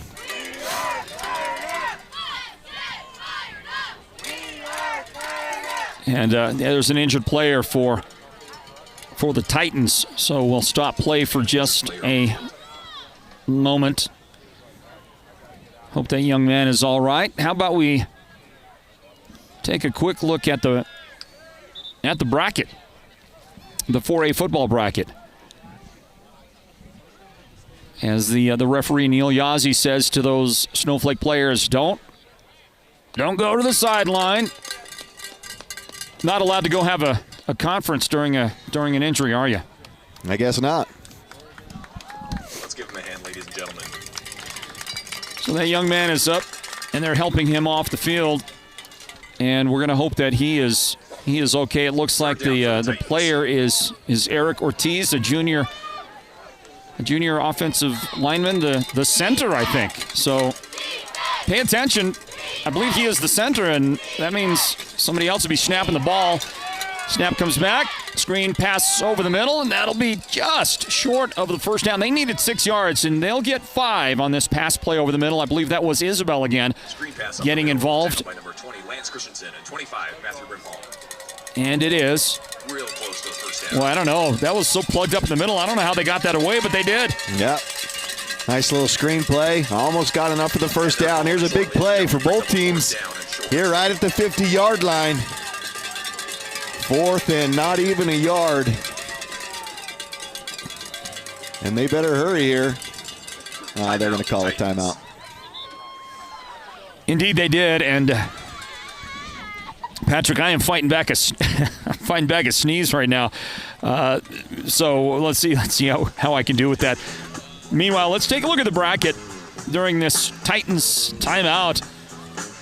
And Snowflake, the number 2 seed, so they're on the bottom of the bracket. If they win this game, they will play the winner of number 7 Apache Junction or number 10 Prescott. And as soon as you can get us an update on that one, Patrick, would love to hear certainly about that. It's still just halftime there. 14-14 is what it's showing. Okay, Marcos Deniza is the number 3 seed. They're on the bottom of the bracket. They're taking on Thunderbird right now. Winner of that game will take on number 6 Canyon Del Oro or number 11 St. Mary's.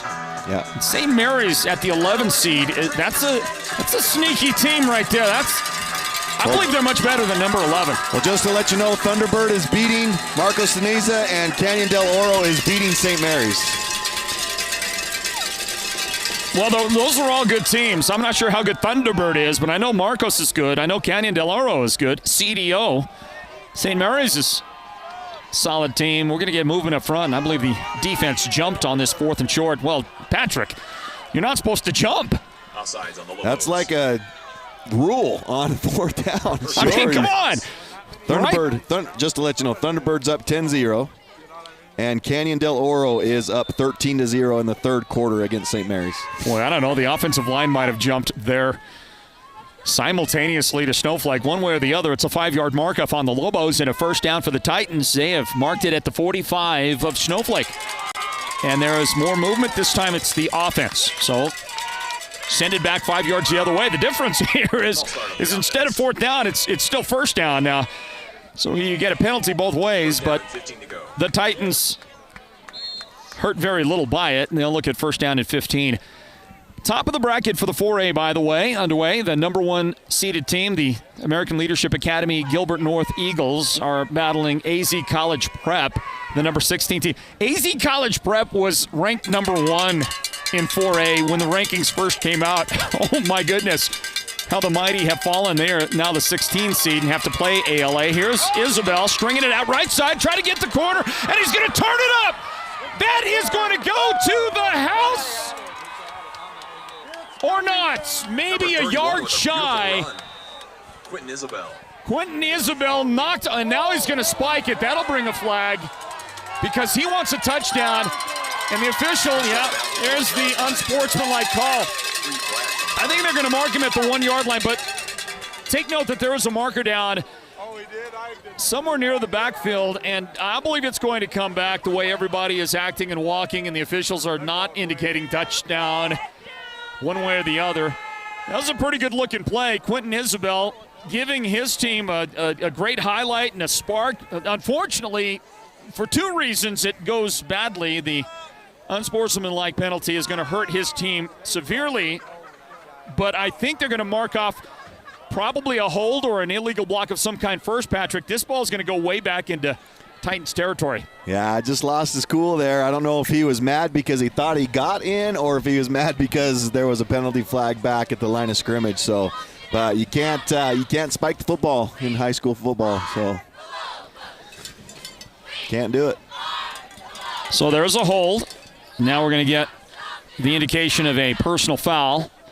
Unsportsmanlike conduct. There's a good look at Isabel turning it up, and he's got some great speed. Looks like we got a holding call and a unsportsmanlike. There he goes. So they'll mark off the hold first, and then they'll mark off unsportsmanlike. They marked it back to the 42. Now they'll step it back 15 more. There are 10 more-ish. Oh, that was kind of an ish mark off, but it goes all the way back to the 28-yard line. To get a first down, they've got to get to the Snowflake 35. So let's see, that's 30 plus 7, 37? Jeez. I believe it's first and 37. First down on the whole country mile. Wow. That's not the same as a touchdown, I'll tell you that. Well, at the 28-yard line.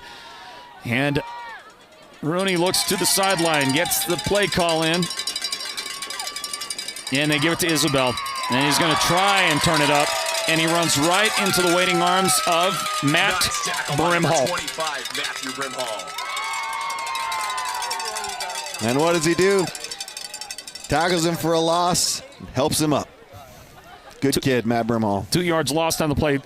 Matt knew exactly. Did you see that? We're going to watch that play again. Watch this. Watch Matt move toward the hole. It really seems like he moves toward the hole before the running back does, really.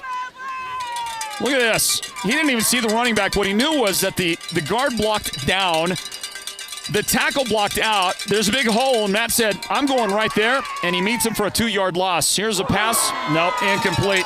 And a big hit by Snowflake. After the pass does go incomplete, I think that's Braden Frost on the defense. Snowflake's starting to set a big tone early on in the second half. And it's now 3rd down and 39. And if you don't believe me, just, count it up. Our graphic says 3rd and 38, but it's really 3rd and 39. Just letting you know. 3rd down play. Can they get some chunk yardage right here? They need a whole bunch of it back right now. High snap. Rooney pressured by Mowers. And he has to throw it away.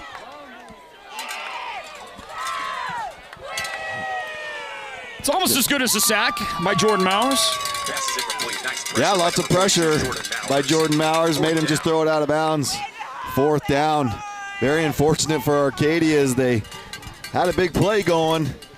Just brought it back, and that's going to kind of take the wind out of this drive and maybe out of this team here in this 3rd quarter especially. Instead of a touchdown or the ball inside the 1-yard line where I think they were going to mark it, they went 73 yards, I think, the other direction. Here is a punt received by Easton Butler, knocked down at the 48-yard line. That's where Snowflake will take over the football. Easton Butler with the return, tackled by number 38. Easton doing a good job back there. He's catching that ball. It seems to be under control quite a bit as a punt returner. Just nice and smooth catching that ball. As I've mentioned, the Lobos have kind of struggled with that over the last, it's been this year. So it's nice to have Easton back there being able to catch that ball and get a return. Special teams in general has been a problem for Snowflake this year. Boy, do they miss Sam Crockett. As a kicker, handoff right side. And there's J.J. Lermer running with some authority. Running like he means it.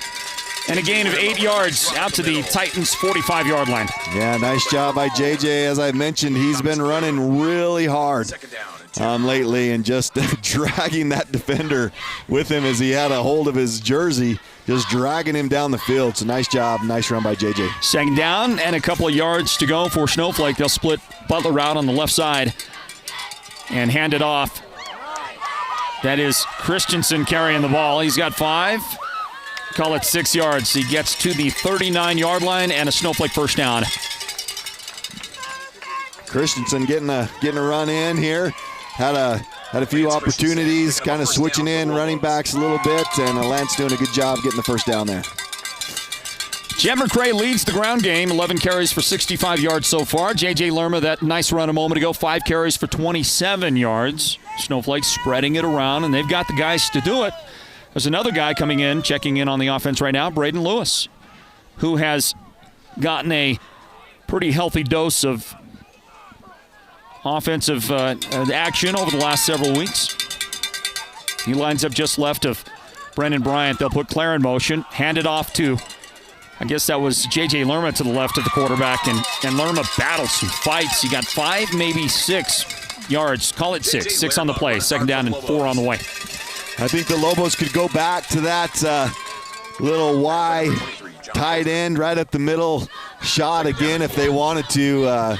Titans loading up the box again, bringing those linebackers on almost every play. So you might see that coming up here again.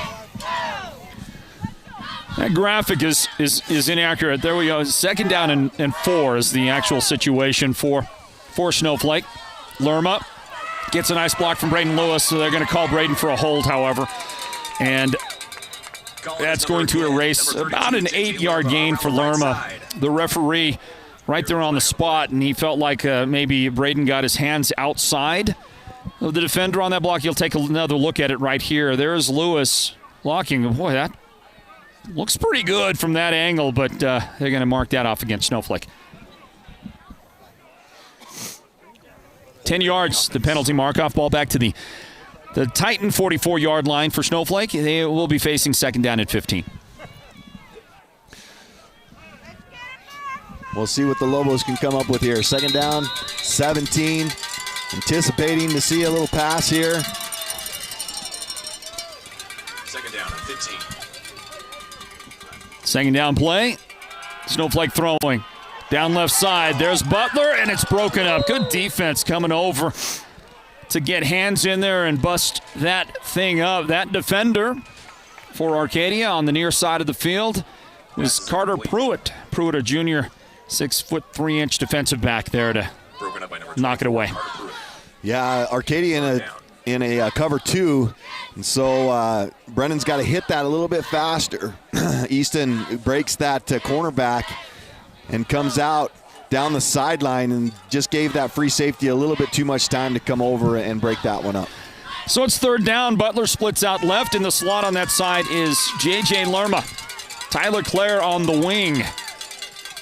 And they're going to roll that direction, flood the pattern. And a sidearm fling downfield, and that is nowhere near the receiver. I think they were looking for Baum, if I'm not mistaken. He was coming across from the backside, and Ezra Baum ended up being the nearest guy to the pass, but it's incomplete.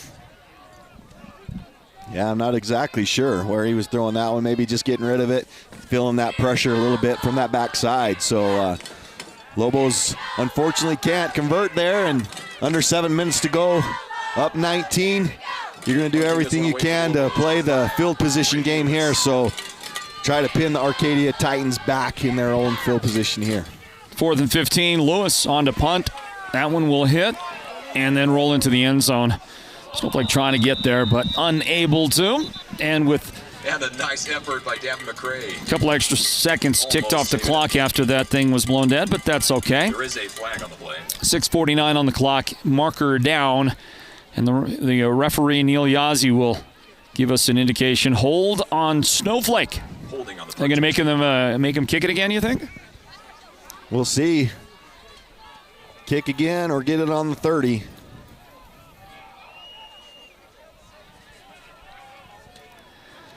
I don't know yet. They're going to just mark it. I don't think they want to take that chance to get pinned back. So, yeah, they do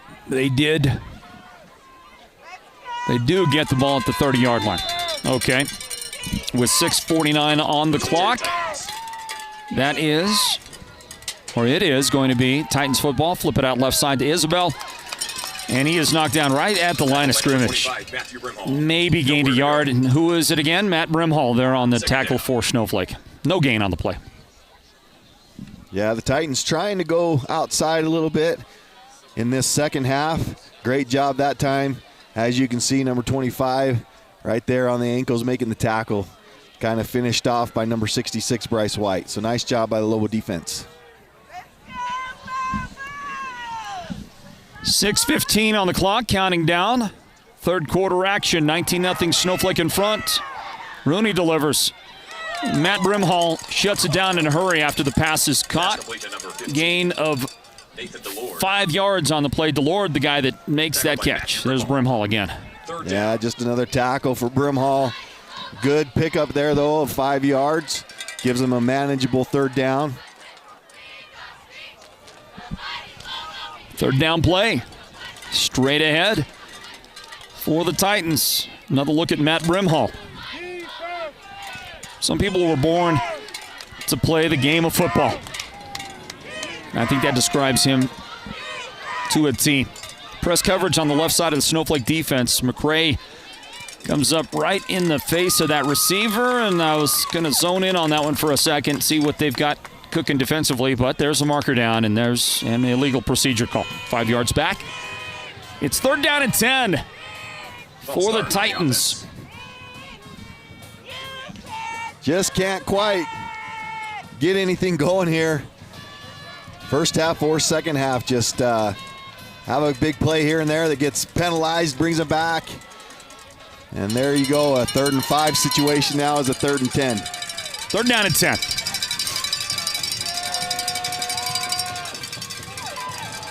Rooney delivers. Pass caught for first down yardage, and call it 15 on the gain. It's a pretty good looking play put together. The guy on the receiving end is Chris Hoos, the junior receiver, and a 15-yard gain for the first down.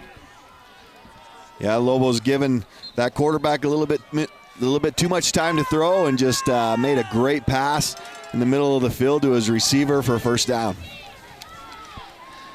See that big offensive line for the Titans. He'll set it up. Isabel is the running back with Rooney, the quarterback. High snap. Rooney brings it down. It sets and throws deep down the middle of the field, and that is just out of reach. They'll call it pass interference on Davin McRae. I don't think that's a catchable ball, but it might be close enough as an official. You've got to make a determination right there. Although, Patrick, I got to ask you, is there such a thing as an uncatchable ball and no pass interference call on that? I mean, you know, where you just hold the flag back? I don't know. That's a pretty good pass. And he did get a hold of him right before the ball got there, so that's a tough call, but I think that might be the right call, as much as the Snowflake fans didn't like that call. Yeah, they kind of hated it. That'll be a mark-off to the Snowflake 40-yard line and a first down for the Titan offense. Another high snap. Isabel has it, and he's got 2 or 3 yards on this first down carry. Good run by number 31, for the Titans. Hey, Patrick, there are four penalties that are automatic first downs in high school football. Do you know what they are? Well, I would think a personal foul would be one. And I've been trying to think back and forth on the, you said there's 4 on the other 3. Once I tell them to you, and I want to thank our friend Quinn Ashton, who's an AIA official, who shared that with us last week. Once I tell let's start sharing them with you, you're gonna get there's a theme to it. Here's a pass caught on the near side of the field. That is short of the first down. Catch by number 1, Jeremy Smith, chased out of bounds. Gain of 7. Jeremy Smith is the receiver who picks it up, and his team is a yard shy. Third down and 1 yard coming up.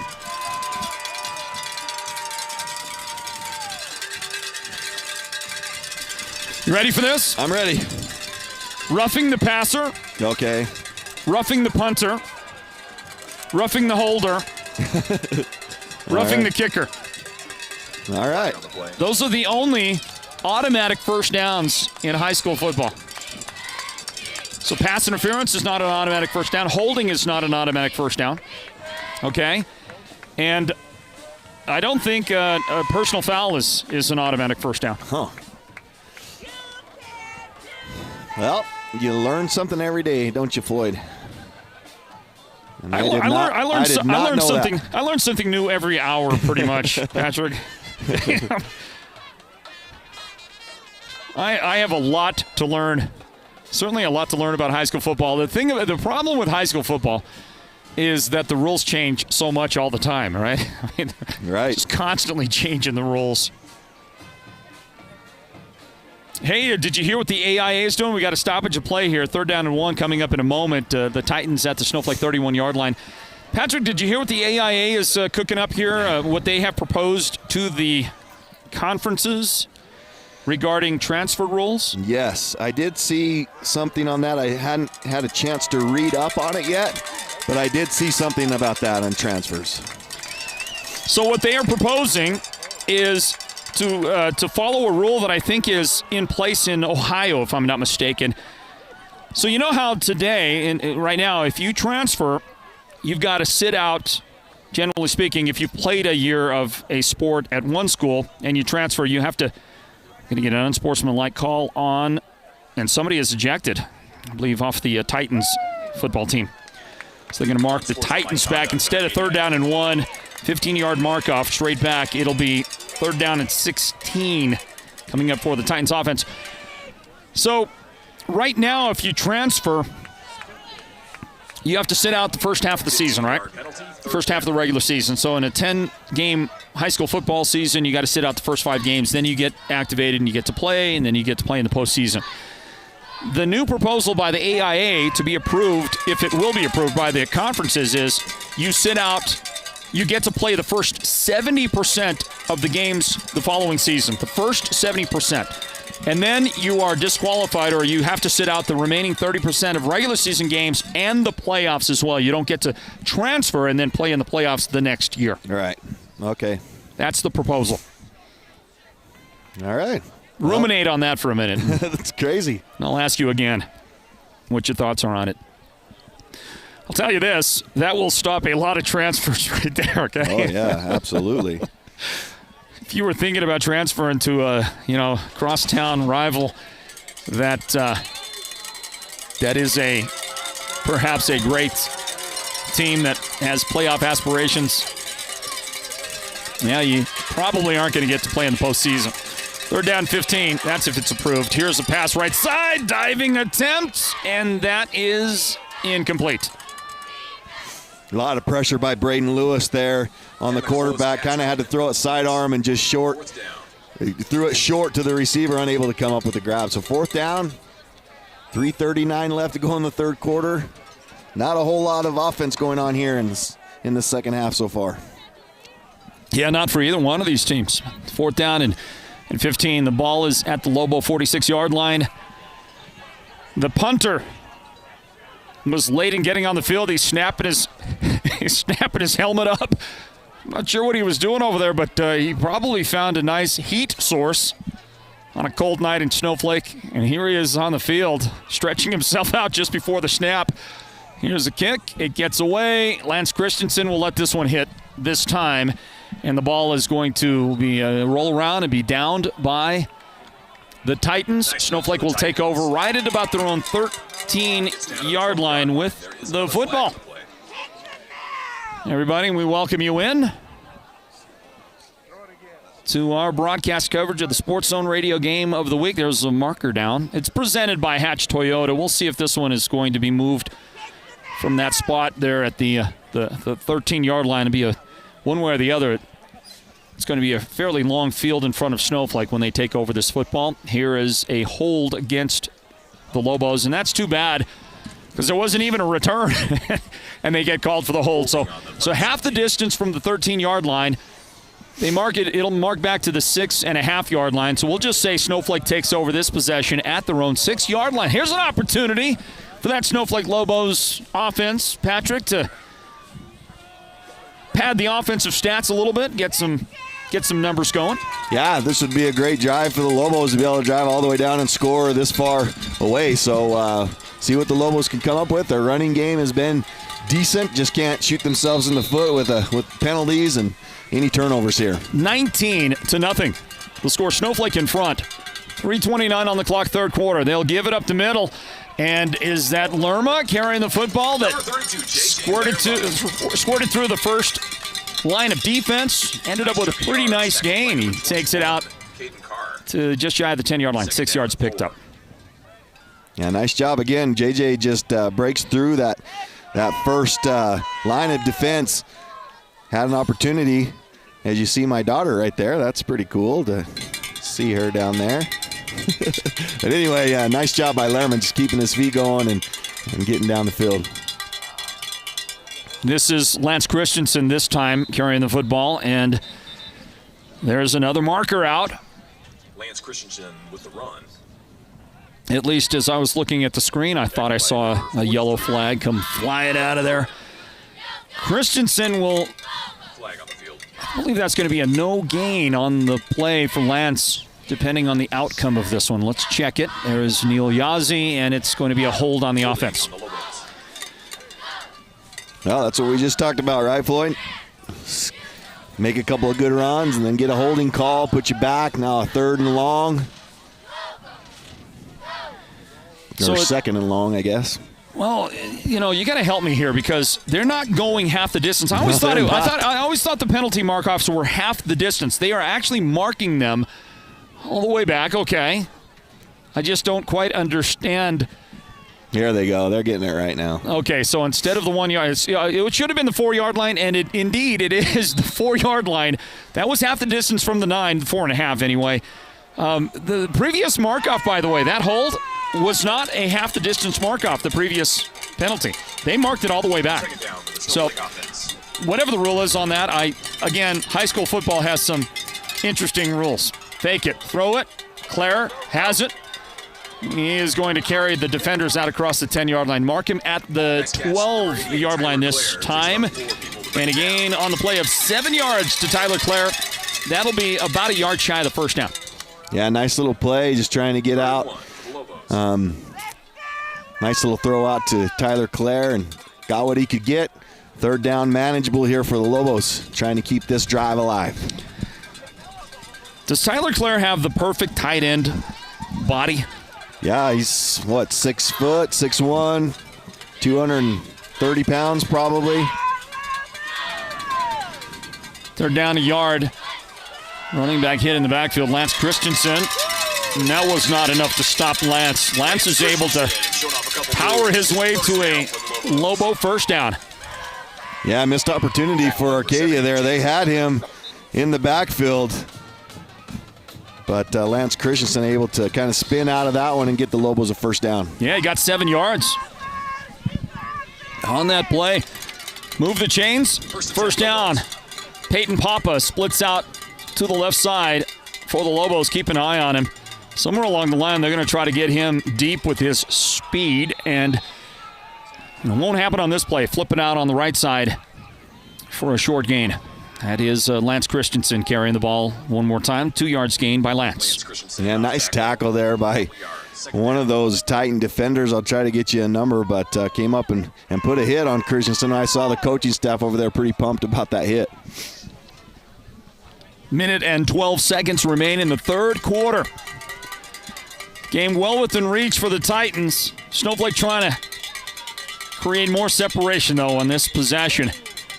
And they'll hand it off and get nowhere. Great penetration right up the middle. Braden Lewis carrying the ball. He hadn't had a lot of touches today, and this one didn't go for much. No, it was a loss, actually, on the play. Titans, again, just bringing the house. Just not enough blockers to block everybody they're bringing, and just a clear path to Braden Lewis as they make a tackle for loss. 2 yards lost on that play. Among the guys on that Titans defense that got there to shut it down, Thomas Guerrero was right there at the point of attacks. 3rd down and 10. Movement. Somebody jumped. And the linesman is going to run in and meet the referee. And everybody's going to talk about who jumped first. And it was the defense. So 3rd down and 5. Well, that's a different situation. 3rd and 10 at this spot on the field. Your play calling, I think, Patrick, opens up a whole lot more here. You can do much more on 3rd down and 5, include run the football. Yeah, this will be an interesting play call here. See what they've got for a 3rd and 5, especially this deep in their own territory. He's got to be kind of safe, but effective here. What are you going to call right here? I don't know. I like a little pass to the outside. Tyler Clare in the middle of the field. A little fade. I think they're going to probably run Bryant out on the edge and just see if they can find somebody open. But we'll see what they call here. We're going to have to wait until the fourth quarter to find out. The fourth period is straight ahead, everybody. It's big playoff football at Snowflake tonight. The opening round of the 4A state playoffs. Snowflake will take a 19-0 lead into the fourth quarter. The Sports Zone Radio Game of the Week is presented by Hatch Toyota. We're back right after this, everybody.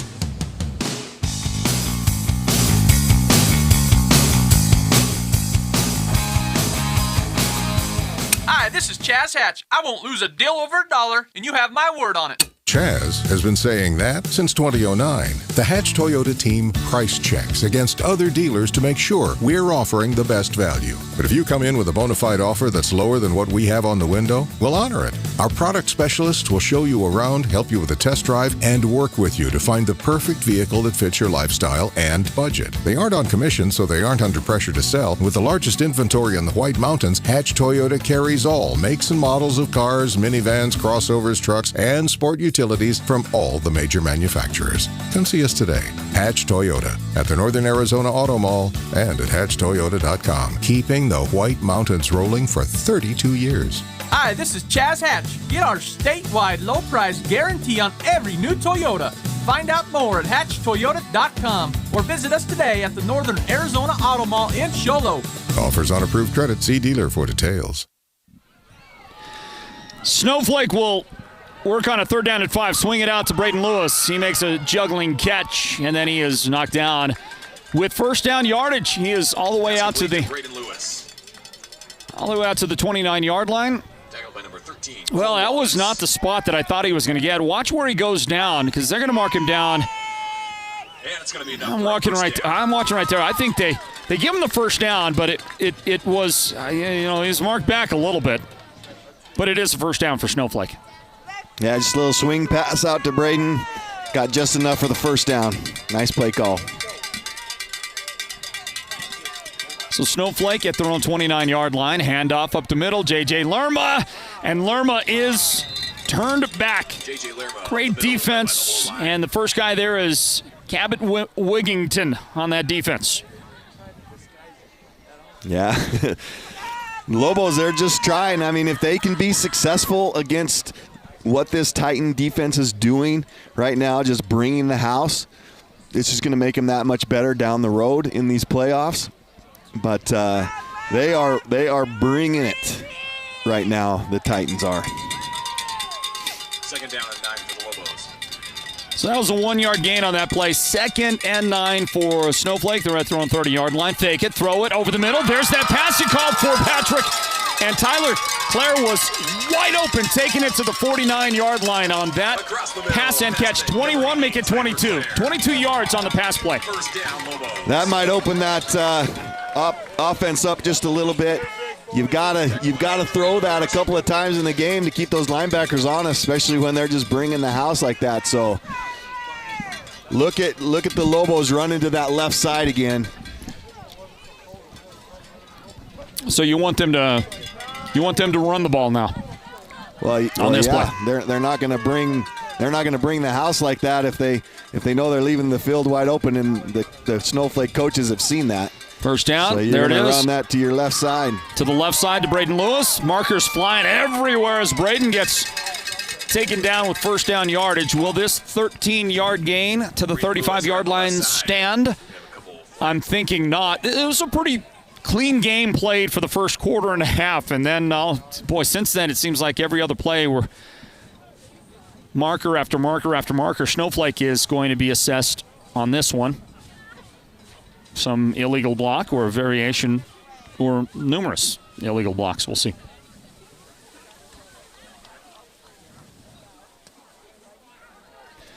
want to remind you that we will have live radio coverage tomorrow night from Mountain Point High School in the 3A state semifinals. Sholo and Thatcher.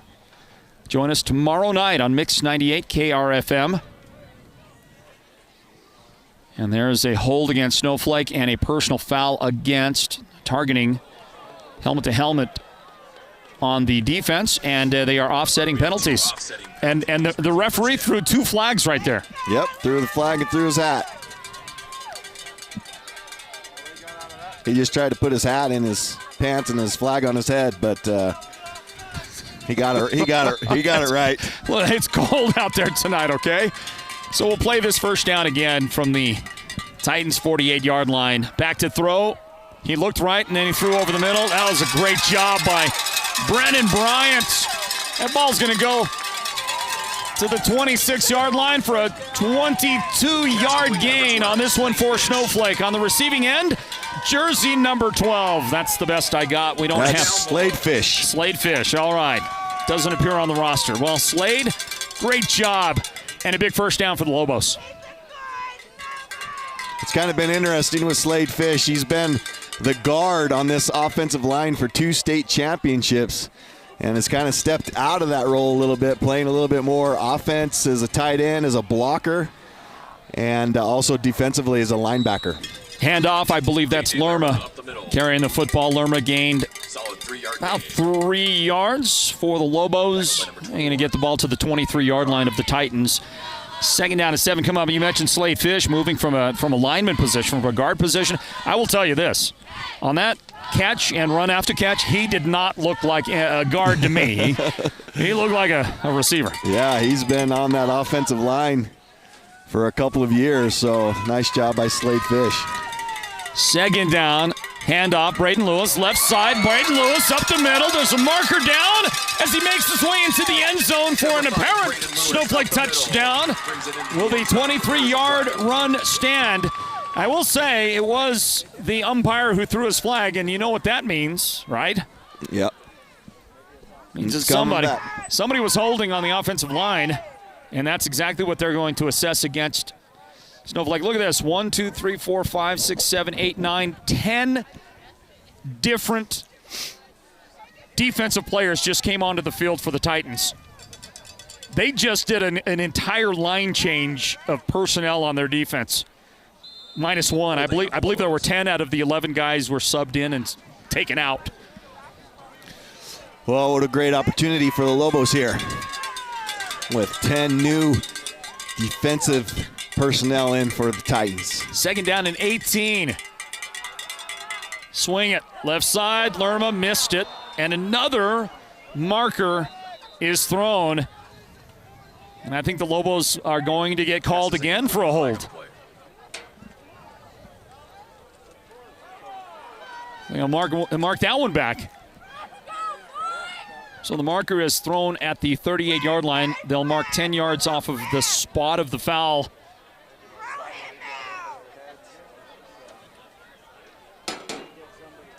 Lots of penalties. Lots of penalties in this second half. Ugly second half. Yeah, tough to build up a head of steam or get any kind of momentum going. Second down, the ball at now the 44-yard line. Second and about 28. That's intercepted. That was thrown right to the safety, or actually it was a linebacker that dropped back in coverage. Big hits at the end of a nice return. The Titans will return it all the way out to the Snowflake 41-yard line. They've got the football on the turnover. Second turnover by Snowflake today. Yeah, you just can't throw that pass. You can't throw that pass right there. You've either got to wait and let that receiver clear, or you got to hit him way sooner than that. Thomas Guerrero, the interception and the return, and with 8:39 remaining in regulation. Snowflake, after they did have some bright spots during that series, a couple of 22-yard gains, but the penalties really killed them, and then the interception, of course. And now a pass and catch downfield. And a first down for the Titans. They've had some success on that little 10, 12-yard little hitch route. Receiver does a good job just finding an opening, and the quarterback has done a good job putting it in that opening for him. So nice little play there for the Titans. Say thank you to our broadcast production team led by our producer, Derek Simmons. Our technical director is Noah Anderson. We've got Sean Ulvestad working this broadcast with us, and our statistician, the lovely Sonia Simmons. On first down in Snowflake territory, throw to the end zone. That is almost intercepted. And in fact, for Snowflake, it was batted down by Cooper Rapier, but I don't know, maybe go up and try to one-hand that thing, bring it down instead of bat it down? I'm trying to see it. It does look like he tried to bat it down, but yeah. Maybe just didn't feel like he could come up with that one, so got a hand on it. Made the sure play. Yeah, absolutely. So the ball at the Snowflake 28-yard line, second down and 10. For the Titans, high snap, a lot of hang time on it. And this one intercepted. Lance Christensen steps in front. He's got it on the return, looking for a block, and knocked down at the 39-yard line. Markers down on the return by Lance Christensen.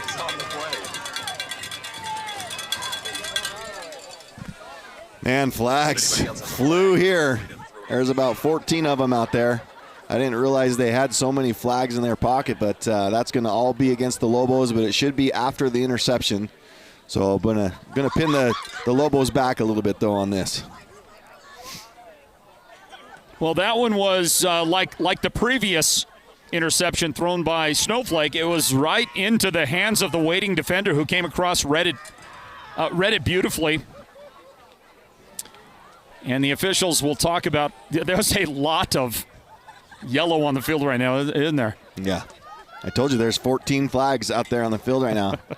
I counted them. You're wondering where they all came from? Yep.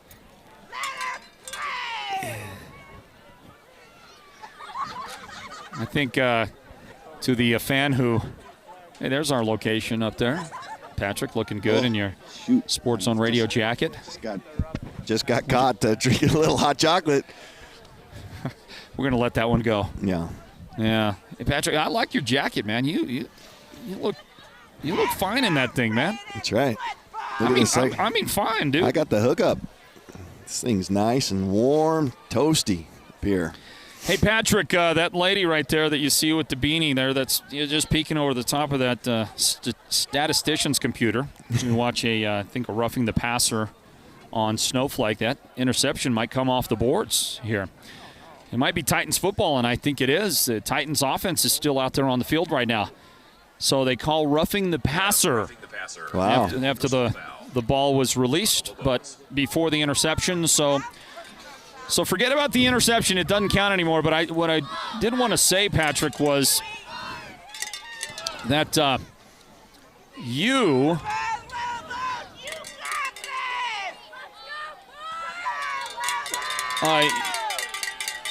you might get in a lot of trouble if that statistician right there in the beanie on the screen a moment ago, if she found out how heavy your accelerator foot is.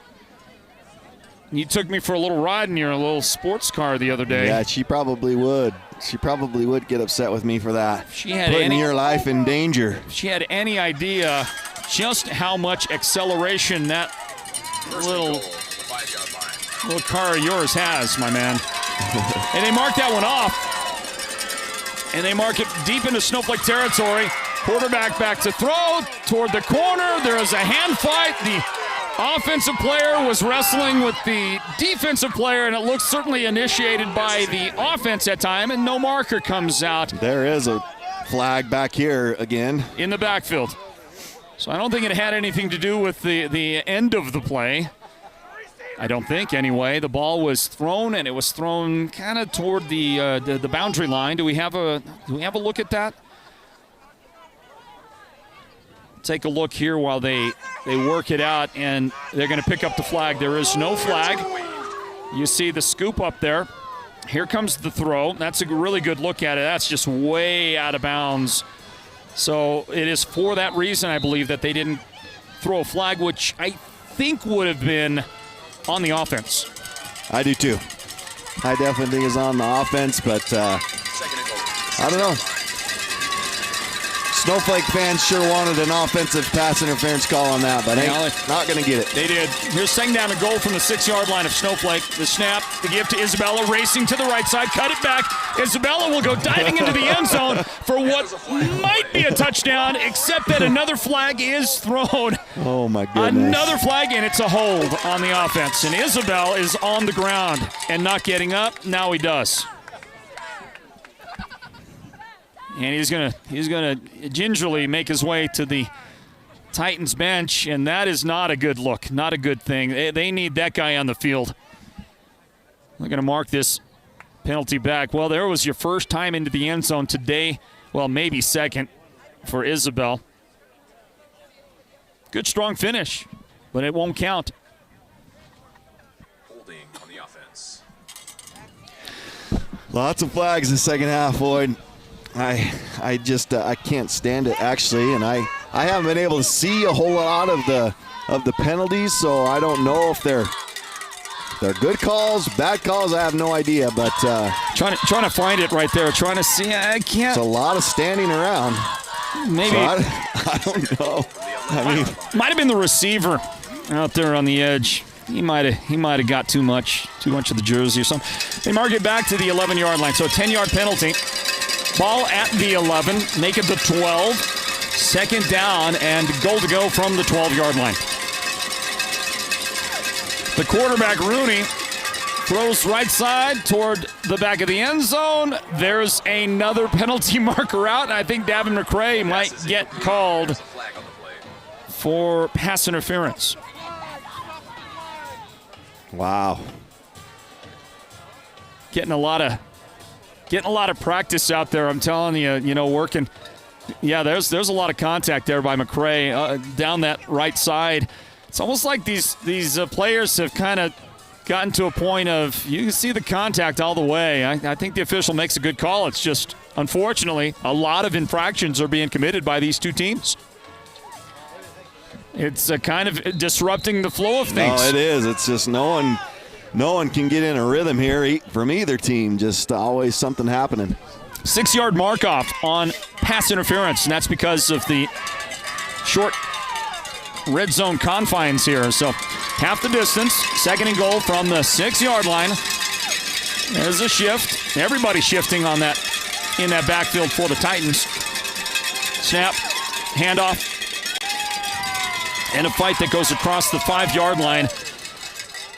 Well, Isabel left the game a moment ago, so the guy that gets the carry this time for Arcadia, and if I'm not mistaken, that was Ben Blanks, and it was Blanks the carry, and he gets to the 4-yard line, 2-yard gain.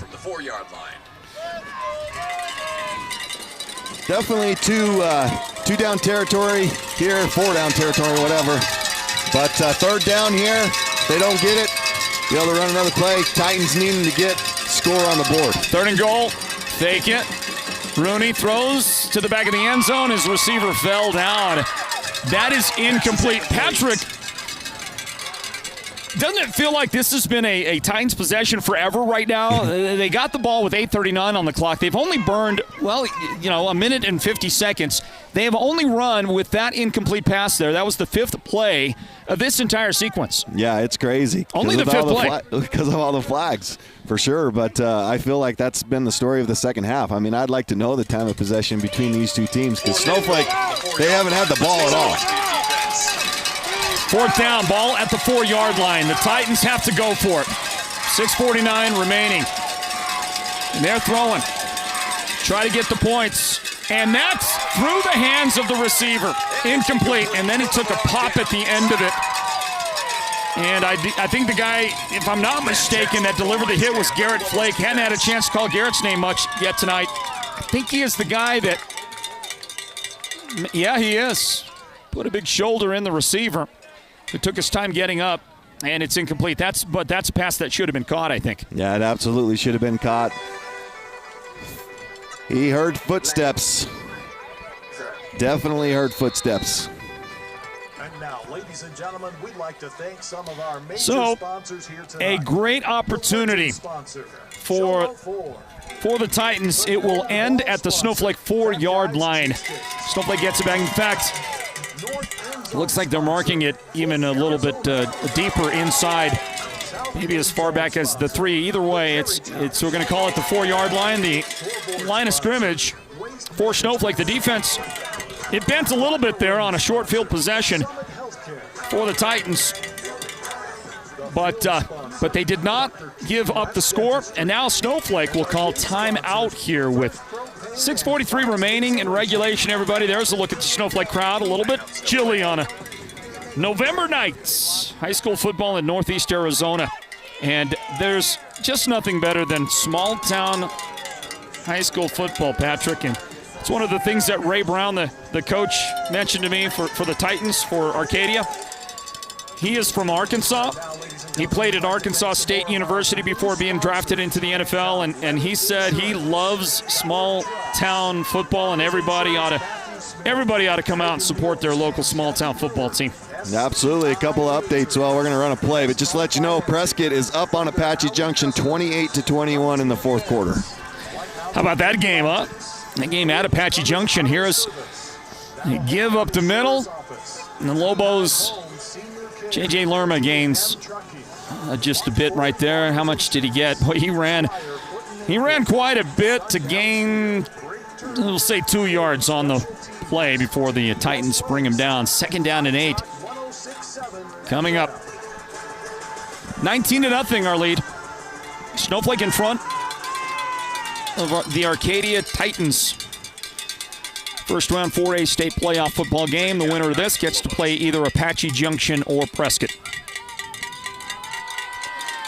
Lerma bouncing outside, goes down at the 15-yard line for what would be a Snowflake first down if the marker wasn't against Snowflake. They're going to get called for another hold, I believe.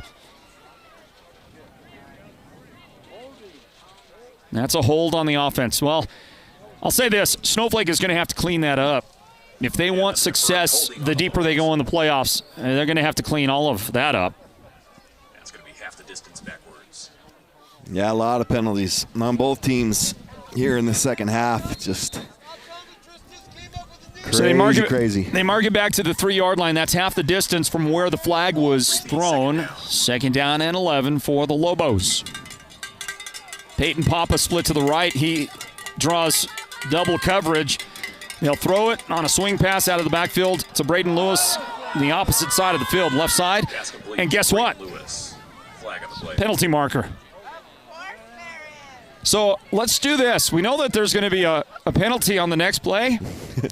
Why don't we come up with our guesses as to what we think that penalty is going to be? Let's see what they call this one. It's a hold on the offense. Well, Snowflake's been pretty prolific at holding today, and that's going to be half the distance.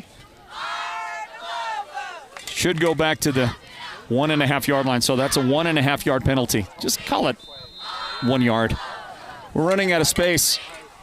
That is the 16th penalty on Snowflake for 124 yards. They have 99 yards of penalties in the second half. 2nd down and 12.5 yards. Here's a toss. Christensen, the cutback. Little seam through the defense and a first down run by Lance. He takes it to the 19-yard line. Call it a gain of 17 yards for Lance. Yeah, that's a nice cutback by Lance, getting in the middle of the field and picking up a first down, a big first down for the Lobos. Well, you didn't guess what the penalty was, Patrick, because you knew there wouldn't be a penalty on that play. Yeah, let's go with that. We'll go with that. I think they're so timid now, I don't think there's going to be many more penalties out there. First down, Snowflake, they're on 19-yard line. And protecting the football is that Christensen again on the carry? It was. Lance running like a true fullback right there. Look at the two hands covering up the football right there. Yeah, nice job by Lance, but not much of a hole there, but still a pickup of 4 yards, so not bad. 4 minutes, 53 seconds remain. I want to remind you, you're listening in the White Mountains on Mix 98 KRFM Sholo, the home of Sports Zone Radio. And this second down play, Butler split out to the right. I believe that's Papa. Split left. Braden Lewis with football. Breaks the tackle. Gets some speed. And he is taken down across the 40 to the 42-yard line. Nice looking run. 19 yards the gain for Braden. Yeah, nice job. Tried to arm tackle there. You're not going to be able to arm tackle Braden Lewis. Gets outside and gets good yardage for the Lobos. Bringing it out to the 42. You know, Braden's not a classic running back type guy, but he runs with so much effort. He runs so hard with the football that you can't help but put him back there and give him his chances to run the ball. And he'll take a swing pass on the near side of the field. Tried to cut back, but the turf monster got him right there, and he'll get knocked down at the 43-yard line, gain of a single yard on the play. Nice job by Brennan on that play, though. He made his reads. You could see him check down to Braden there, so made the right call there. Last thing the Lobos need right now is another interception, so smart play there. Gain of 1, take it, and get to the second down. Bryant is 10 out of 18 for 135 yards today. Second down and 9. Lobos at their own 43-yard line, 3:30 remaining in regulation. Scoreless in the second half so far. They swing this pass to Christensen. Lance is picking his way downfield. Got the first down. And looks like he is going to gain 11 yards for a Snowflake first down. Nice job by Christensen there. Made a great move on that outside. You'll see if you're watching the replay. Nice move here. I think that defender, I thought he made a great move, but it looks like he just might have tripped and fell. But a nice job with those last two, just kind of breaking through there and getting the first down. 19-0 lead Snowflake. Final 3 minutes and 16 seconds coming up here in this first round playoff game. Snowflake into Titans territory again.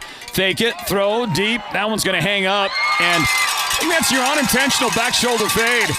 Look at Easton Butler fighting for yardage downfield, and Snowflake's got a big first down inside the red zone. Yeah, I don't know if that was intentional, Floyd, but effective. You know, there's nothing more effective if you can perfect that back shoulder fade. Maybe a little bit of a push off there by Easton Butler, but another flag coming out here. I don't know what's going on here. Very late flag. That was 30 yards, by the way, on that pass completion from Bryant to Butler. Butler's having a great game out there at the receiver spot. And you see the unsportsmanlike conduct called against the Titans, so that's going to move the ball half the distance from the 17. So that'll be an 8.5-yard penalty. Ball at the 9. So here comes first down and 2 for Snowflake's offense. I'm guessing here, Floyd, that they're going to hand this ball off to Braden to that left side. He's had a lot of success over there. And let's see if they can get a score in right here. So you look at that replay again, and now there's a mix-up in the backfield. Bryant had trouble at the mesh point. It's on the ground, and the Titans have the football. Fumble on the play. Titans ball. So Snowflake is just having their struggles out here in this second half. They've been held scoreless. There was a golden opportunity right there, and just trouble on the exchange. Ball on the ground. Titans make the recovery. Yeah, can't do it. Bad snap. You can't throw the ball to your running back in front of you. You just got to put two hands on it and get behind him and get what you can get. Well, let me ask you this question. If he threw it, if he was shoveling it, that's a pass. Yeah, it actually was, wasn't it? I mean, can we see that again the best that we can? I don't think we see the whole play. That's a tough one. I mean, because if he literally does throw the ball, I mean, if there's any little space there between the ball and the hand, and it doesn't cleanly hand off, that's a pass. Yep. I think you could consider that a pass. Of course, we have replay up here. Yeah. But there definitely was some separation between the ball and the player for sure. So. Well, it's first down at the 13-yard line is where Arcadia takes over, and they'll hand it off. And there wasn't a whole lot going on over their left side on that play. In fact, they lost, we'll say 2 yards lost on the play. That new running back getting a chance here in these final seconds of the game. That's Javadi Merrill is who I have that as. Javadi with the carry. 2:22 remaining in this playoff game. Looks like Snowflake is going to be moving on to the quarterfinals. Handoff. And a hit in the backfield. Nowhere to go for Merrill. Javadi was hit almost immediately by Braden Leduc. Braden's had a big game on that defensive front for Snowflake, and there's a perfect example of it. 5 yards lost on the play. Yeah, nice job. Big, strong kid. Drives him clear in the end zone. Nice job by Braden Leduc. So 3rd down and 15 is the situation. Ball back to about the 7-yard line for the Titans, everybody. I am curious, Patrick, if we have an update. Scoring update, Apache Junction and Prescott. And do you have any others, by the way? Yeah, I've got most of the scores. I don't know how updated they are, but I'll update this thing real fast. Apache Junction, Prescott, 28-28. Hey, what a game that is. Here's a handoff. There's Merrill again. There's Snowflake defensively again. Matt Brimhall, give him another tick mark, another tackle, and another stat mark for him. Canyon Del Oro 13, St. Mary's 7. That's a final. So Canyon Del Oro beating St. Mary's. Thunderbird Marcos Deniza, Thunderbird 17, Marcos 14. That's a final. Well, how about Thunderbird with a first-round playoff victory? Yeah. Northwest Christian Bradshaw Mountains, another one I've been looking at, but I don't think that score's been updated. I've got Northwest Christian 13-9 over Bradshaw Mountain. ALA Gilbert North big over ACP 48-10 in the 4th quarter. High-scoring game with Yuma Catholic and Buckeye, 49-35. Yuma Catholic on top there. A big one that I have been watching, too, is Lake Havasu Post and Butte. Lake Havasu 42, Post and Butte 24. So big win for Lake Havasu there. That's still in the 4th quarter. Wow. Look at these scores. I mean, some of these are assessed as upsets, and I don't really know if they're upsets at the 4A level. It is tough, really, to win. I don't care who you are. You know, if Arcadia had come out and won this game, of course, it's an upset, but I don't think you would be overwhelmed with the level of it. Remember, this is 2 versus 15. You know who in the 3A state playoffs last year, who number 2 was and who number 15 was last year? Snowflake was number 2 last year in the 3A playoffs. Monument Valley was number 15. You remember what Snowflake did to Monument Valley in the first round of the playoffs last year. That is true. It's a whole different landscape, you know? It definitely is. I mean, this is a good football team for sure. By the way, here comes the punt from the Titans. I don't think Snowflake will return it. They're going to get away from it, and it's going to check up. And all Snowflake will have to do when they bring the offense out now is kneel on it one time and win the football game. And I want to tell our guys right now, put your vote together on the Sports Zone Radio Player of the Game. That's presented by White Mountain Regional Medical Center. We want to announce that as soon as possible. So get your vote together, young Mr. Anderson and Derek and Sean and Patrick Austin and Sonia. Get your vote together because we got to come up with that Player of the Game real quick like. We'll have an abbreviated post game here from Lobo Stadium and wrap it up on tonight's broadcast of the Game of the Week as Snowflake will take one knee and then advance in the playoffs with a shutout tonight over the Titans. I don't know, Patrick, what do you think? You got some good candidates for the Sports Zone Radio Player of the Game? I do. I've had my eye on them all day or all night, and I know my pick right now. You got it. And I'll just tell you, it's coming on the defensive side of the ball. Defense. Well, there's a couple of names that have come up large on that side. I think Matt Brimhall, the guy on the screen right there, might be your pick. I think it might be your pick is all I'm saying. Might be. I'm going to tell you, it's not Matt Brimhall, even though it was a spectacular game, and you could give Matt Brimhall the player of the game every game that he's played in this year. So just about, I don't want to misstate that. Okay, all right. So listen. I have somebody else in mind. Others might select Matt Brimhall, and we're going to find out as we take a quick timeout and get you ready for our post-game wrap-up, everybody. It's going to be a little abbreviated tonight. Won't take a lot of time. We'll announce the Sports Zone Radio's player of the game. That's brought to you by White Mountain Regional Medical Center. The Sports Zone Radio Game of the Week is in the books, and that is presented by Hatch Toyota. Post-game next. Stand by. More from Snowflake on the way. The Lobos win 19-0 and advance to the second round of the playoffs. Don't go anywhere.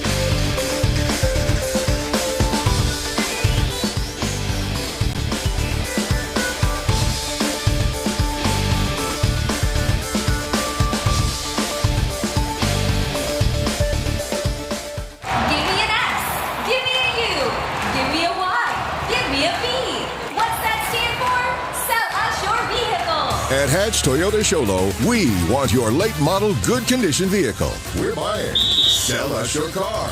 Stop by Hatch Toyota in the Northern Arizona Auto Mall for a free, no obligation quote. We're paying top dollar, often over Kelley Blue Book. The used car market is at its peak, and your current vehicle will never be worth more. Sometimes more than you paid for it. We'll buy from you even if you don't buy from us. Get a free Carfax report and no obligation quote. Get a quote, get a check. It's that easy.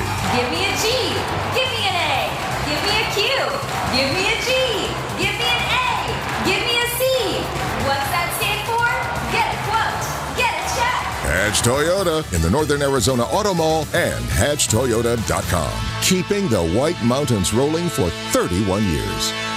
We've got a cool deal for you at Naked Mobile. Get the Samsung A11 smartphone free when you activate just 1 month of our 60-gigabyte plan. Starting at $75 per month, switch to Naked Mobile and get the free Samsung Galaxy A11 smartphone with 60 gigabytes of high-speed LTE data each month, and you can use your data as a hotspot. We've got you covered with unlimited nationwide talk and text and coverage on America's fastest networks. No contract, no credit check, no hidden fees. Get your free Samsung A11 smartphone at any Cellular One store near you or at nakedmobile.com. The holidays are here, and you could probably use some extra cash.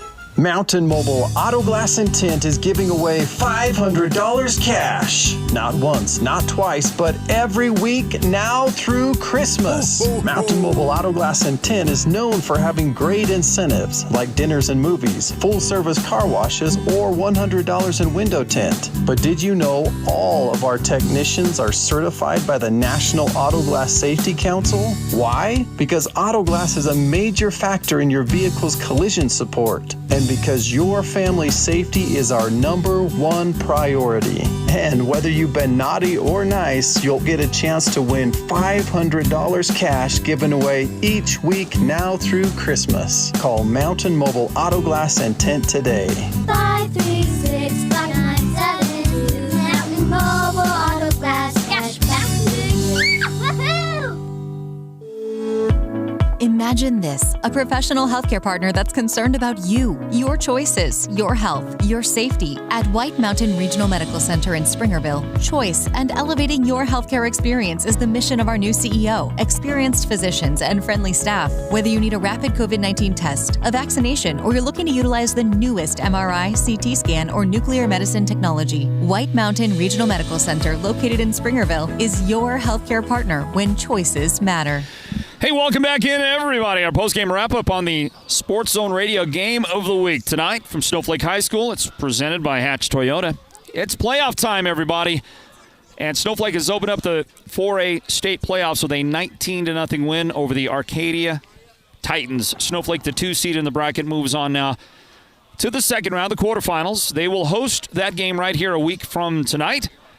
And they will be taking on either Apache Junction or Prescott. Apache Junction is the higher of those 2 seeds, but Prescott had been either leading or tied in that game through most of it. and we'll see who ends up winning that game. We'll get an updated score if we can here just as soon as. Is it a final? Or it is not a final, but Prescott just went up 35-28 over Apache Junction. Fourth quarter. I don't have a time left. That's awesome, man. That game has got to be just a tremendous and a fun game to be at, okay? So right now it looks like Prescott, but we don't know. We'll see how it ends in Apache Junction, okay? We'll give you that final just as soon as we get it, if we get it before we close out our broadcast. Patrick, it's time for us to announce the Sports Zone Radio's Player of the Game. The Player of the Game presented, as always, by White Mountain Regional Medical Center. And we had an almost unanimous vote for the Player of the Game. It does come from the defensive side of the ball. You had a guy, though, that had a great game tonight who is going to be an honorable mention pick. And I want you to talk about that young man who really stepped up. And he hadn't been called out a lot on our broadcasts of the Lobos this season, but he did a great job tonight for sure. Yeah, he really did. This is a kid that is his first year at Snowflake. Hasn't really played football, I don't think, in the past, maybe a little bit, but came here, big, strong kid, and has kind of been put back and forth into different positions just to kind of see where he's fitting in and what he can do well. It was playing defensive tackle this evening and did a great job. We called his name out quite a few times tonight. He had a couple of sacks, a couple of big plays in the backfield, and that's Braden LeDuc. So Braden LeDuc gets some honorable mention tonight. What a great game that young man gave to his team across that defensive front. But the guy that does pick up tonight's Sports Zone Radio Player of the Game award will join us now down on the field, and we'll do an intro on that since we shoot video for our highlights package coming up later on tonight, and we'll get to that. Welcome in, everybody, to the first round of the 4A state playoffs tonight. The Snowflake Lobos have done a great job in holding serve tonight. A 19-0 win for the number 2 seeded Snowflake team as they take down the number 15 Arcadia Titans tonight here at home for the Lobos. Lobo Stadium, the site.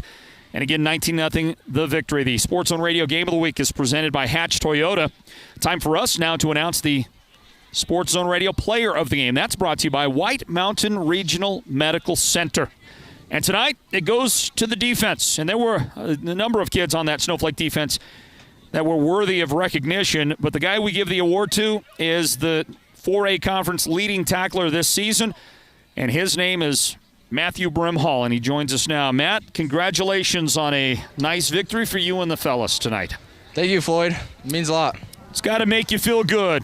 Yeah. Get a playoff victory and take down a solid team. That Arcadia team, they brought their A game tonight, I felt like, and they end up with, they play well, but you guys get the victory. How did it feel? It felt good. We knew their coaching staff is stellar. Their players, they don't quit until the last second of the game. So we knew they were going to come in here and play us hard, but we were ready.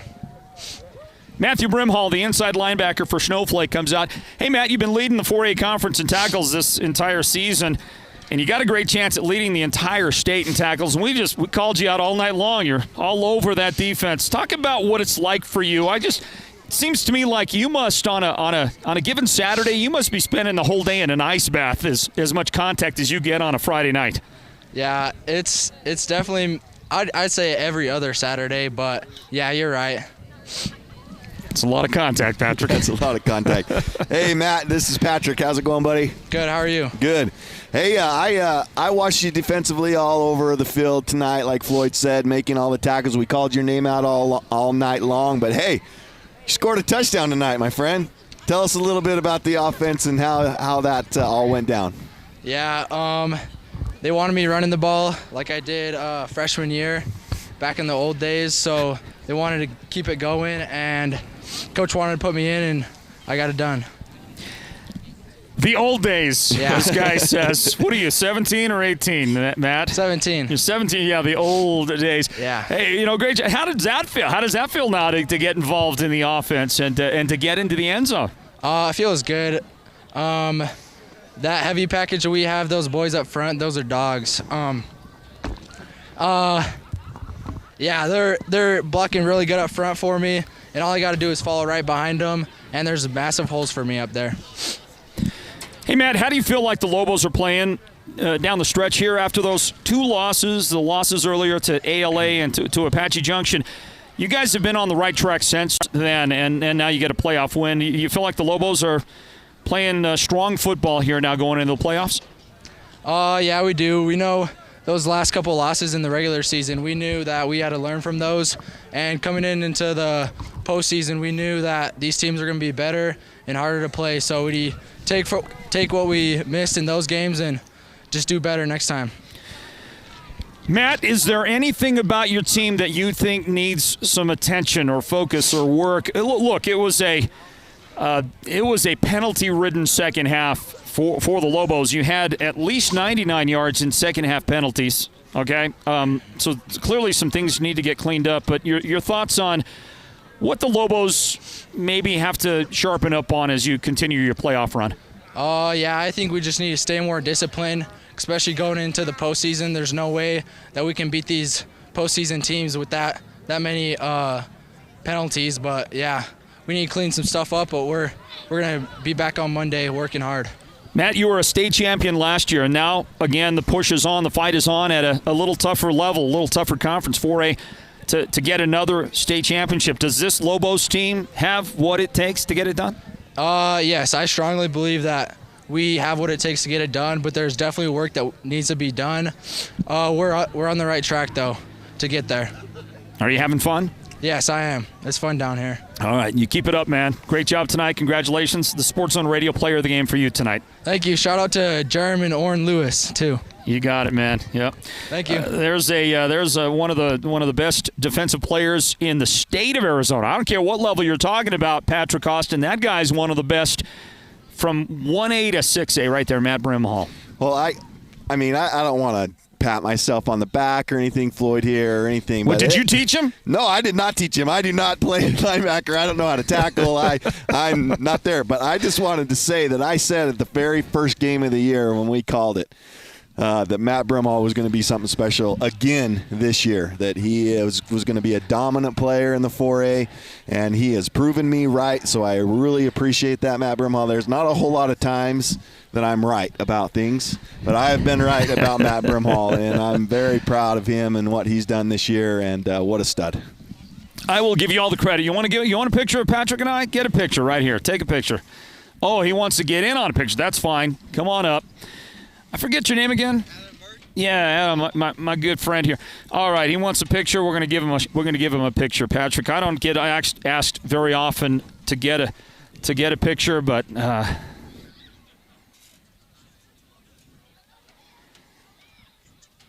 there's your picture right there. Okay, good stuff.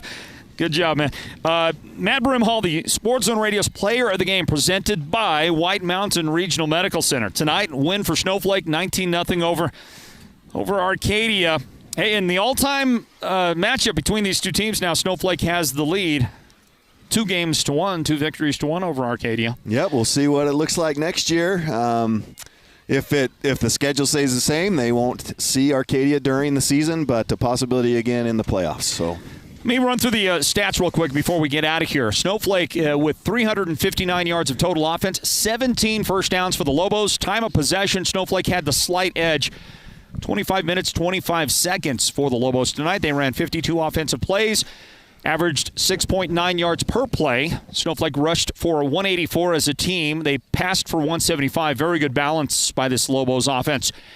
They were intercepted one time tonight, fumbled it as well a couple of times, and turned it over a total of 3 times in the game today. They were penalized. Listen to this. 16 penalties, 124 yards of penalties for Snowflake today in the game. That is definitely something they're going to want to clean up. Brandon Bryant was 12 of 20 for 175 and 1 interception.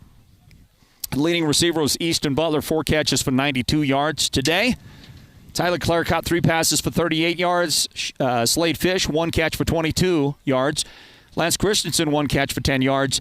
Jet McRae caught a pass for 7 yards. Braden Lewis, 2 catches for 6 yards in the game today. The leading ball carrier was Jet McRae, 11 carries for 65 yards and 1 touchdown. J.J. Lerma carried it 10 times for 45 yards. Lance Christensen, 5 carries for 36 yards. Braden Lewis, 3 touches for 34 yards. Matthew Brimhall carried it 3 times for 4 yards and 1 touchdown. By the way, Braden Lewis also scored a touchdown, a 17-yard run for Snowflake today. Patrick, those are the numbers. And what it says to me is, while Snowflake didn't have these outrageous offensive numbers or individual performances on offense, big numbers, you give a lot of credit to the quarterback, Brandon Bryant, throwing for 175 today.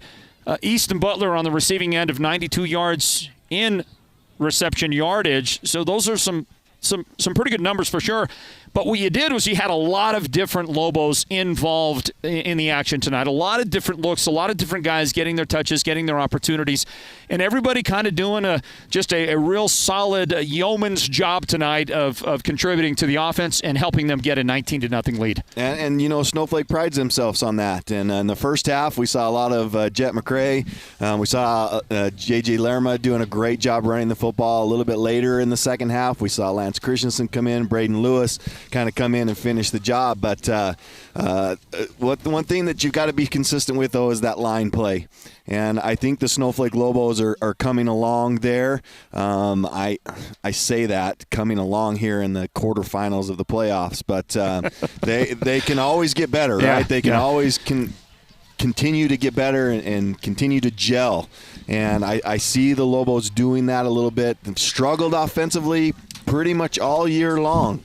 They made some shakeups a few 4 weeks ago or whatever, and I think that this offense, if it can, will gel at the right time here, and they're going to have to, because it is not going to be easy from here on out. Yeah. And I'll try to get another update on that score. They made a lot of changes in their personnel on offense, and you know what? It's all been for the better, and they just need more and more time and more reps, and they're getting it right now. They're getting it in the playoffs, and we'll see who they get to play in the second round coming up in a moment.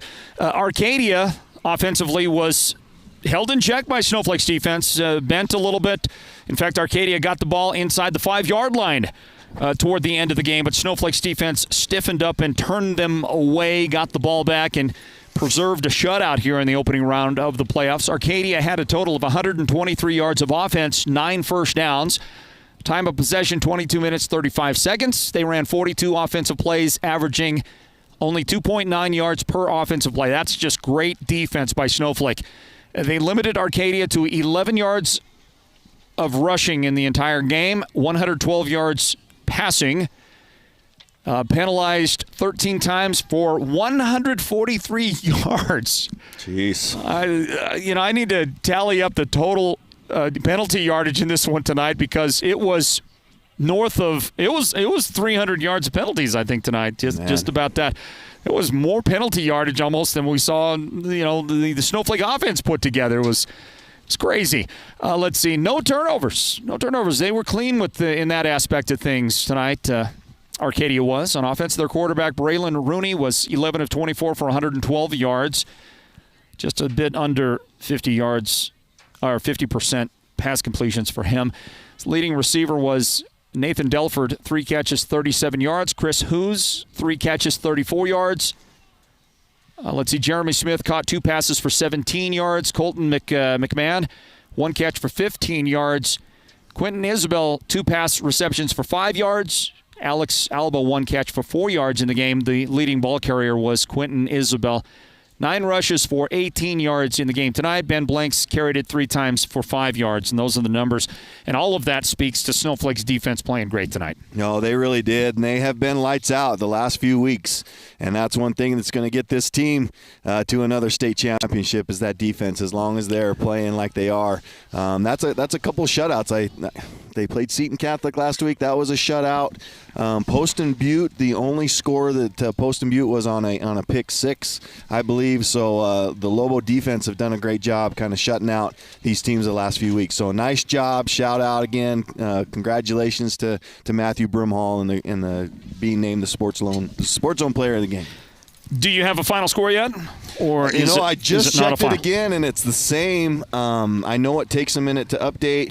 I'll update it one more time to see if we got a final on this. And it is a final. Prescott beats Apache Junction, according to Max Preps anyway. So Prescott 35, Apache Junction 28. That is a final. How about that? There's your opponent next week, Snowflake Lobos. The Prescott Badgers get to come to Snowflake I don't know how many times they ever have. I don't imagine it's many in the history of these two teams playing each other. It might be the first ever. And the one thing you know this is Prescott is used to some cold weather. It's still a lower in elevation than Snowflake, so it doesn't quite see the cold temperatures to the extreme. I expect we're probably going to get a pretty cold next Friday night. Yeah, I believe so. Is Thanksgiving weekend? Or no, we got one more week. It is Thanksgiving weekend next weekend. Wow, yeah. Yep. Goodness gracious. We're already there. We're there. It's weird football season, you know. By the way, other finals, Bradshaw Mountain has advanced. They beat Northwest Christian. They beat Northwest 23-13. Didn't see that one. A lot of upsets. I'm telling you, the 4A, you know, you made the playoffs. You're a pretty good football team, okay? Bradshaw Mountain beat Northwest 23-13. They will take on number 1 ALA Gilbert North, who beat AZ College Prep 48-10 tonight. So there's a final there for you. So we know that matchup is a matchup. Still don't know if Snowflake apparently does play Prescott next week, who beat Apache Junction 35-28. That's an upset. Number 10 beating number 7. Thunderbird was number 14. They beat number 3 Marcos Deniza 17-14. You reported that earlier, Patrick. Correct. A big upset there. Okay, Canyon del Oro looks like has held on to beat St. Mary's 13-7 in that game. So it's CDO, the number 6 seed, against number 14 Thunderbird in one of the quarterfinals next week. Snowflake versus Prescott in another quarterfinal. And we don't know. Lake Havasu did beat Poston, didn't they? Lake Havasu did beat Poston Butte. I have a score on that. Get it for you real quick. While you look at that, I remind everybody that Yuma Catholic played Buckeye tonight, Buckeye Union. I show a 56-42 Yuma Catholic in the fourth quarter. That has not been called yet. 56-42. Yeah, and they have the final at Lake Havasu, Poston Butte, but they don't have a final score. But from what I saw on that, Lake Havasu beat Poston Butte. Wow. So. Wow, how about it, huh? And Lake Havasu, the number 13 seed, Poston Butte, the 4 seed. Lots of upsets in the 4A playoffs in the first round. I'm telling you, it is tough. It is a tough road to a championship round. I love it. I love it. I love that all these lower seeds are getting wins. It's pretty impressive to watch, and it speaks to the quality of football at the 4A level. If Snowflake can go deep, if Snowflake can win a championship at the 4A level, this should go down as one of the greatest teams Snowflake has ever fielded. No, absolutely. I mean, this is we've talked about it all year, Floyd. This was not going to be an easy season for the Lobos. Every week they have to show up. They don't have any gimmies. It's been tough, and they've played some really good football teams. I mean, that Cactus football team is one of the best football teams. I think they got their win tonight in their first round against Willow Canyon. They were winning anyway. I don't have a final on it yet. But a Cactus team that's really good. ALA Gilbert North is one of the best teams and probably one of the best teams in the state, all levels also.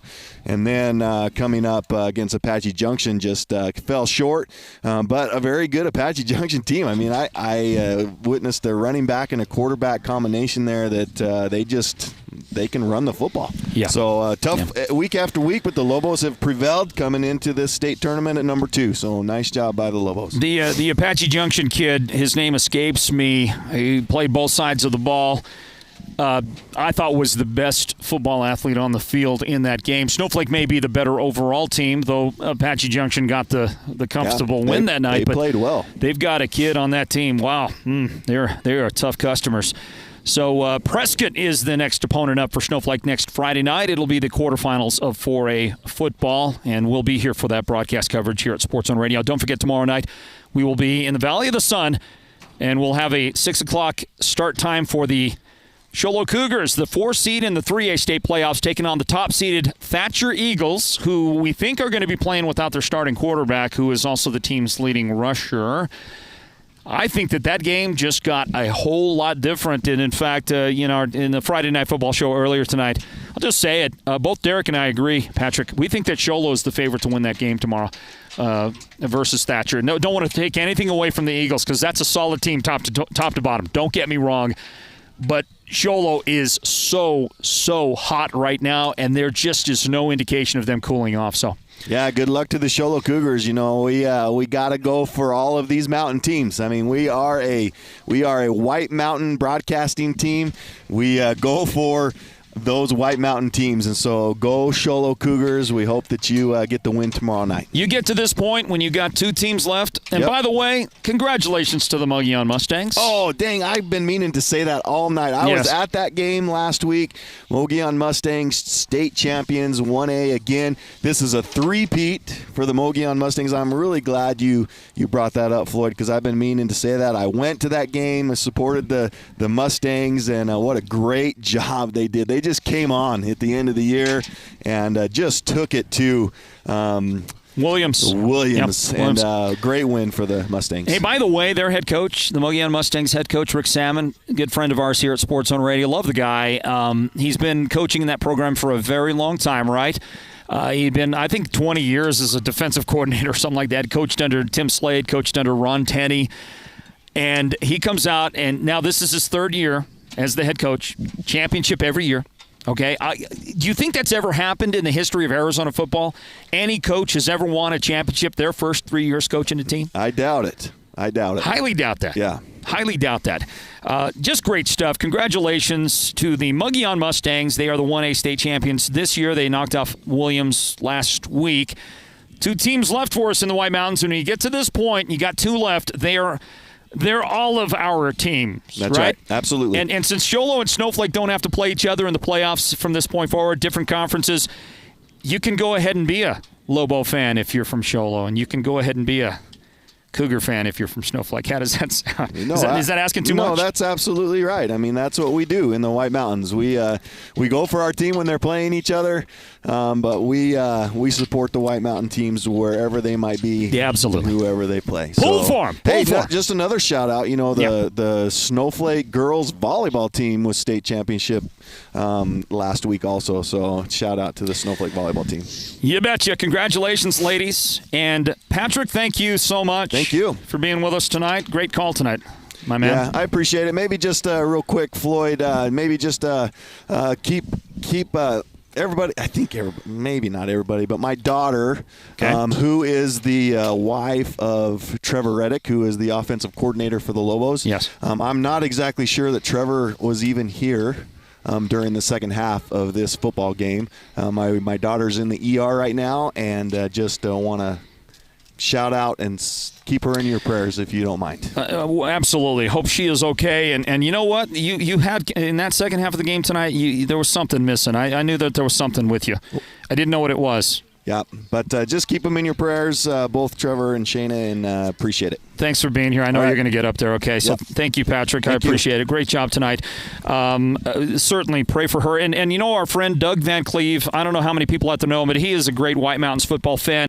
And Doug Van Cleve is a great follower of what we do here at Sports on Radio, follows our Friday Night Football show, our football activity, our basketball coverage as well. He's always there for us out there. He always has a nice comment to make. And Doug couldn't make it to the game here tonight. And Doug is mourning the loss of his father recently. And I just wanted to say, Doug, if you're listening, we're thinking about you, and we hope that you have comfort in your time of loss with your father, and that everything goes okay for you and your family.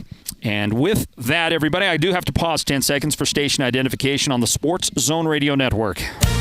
This is Sports Zone Radio. Champions play here at Sports Zone Radio. As always, football fans, you're listening live and local across the White Mountains on our broadcast home for Sports Zone Radio. That's Mix 98 KRFM Sholo. And that'll wrap up tonight's coverage from Lobo Stadium, a first-round 4A state playoff victory for the Lobos over the Arcadia Titans. Final score 19-0. Congratulations, Snowflake. Want to thank our entire broadcast team, led by our producer, Derek Simmons, our technical director tonight, Noah Anderson. Big thank you to Sean Ulvestad. Great work on camera tonight, Sean.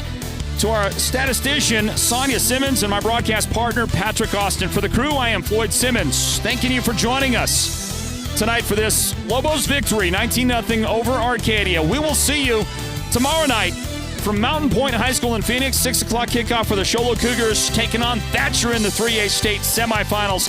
God bless you, folks, and good night from Snowflake High School.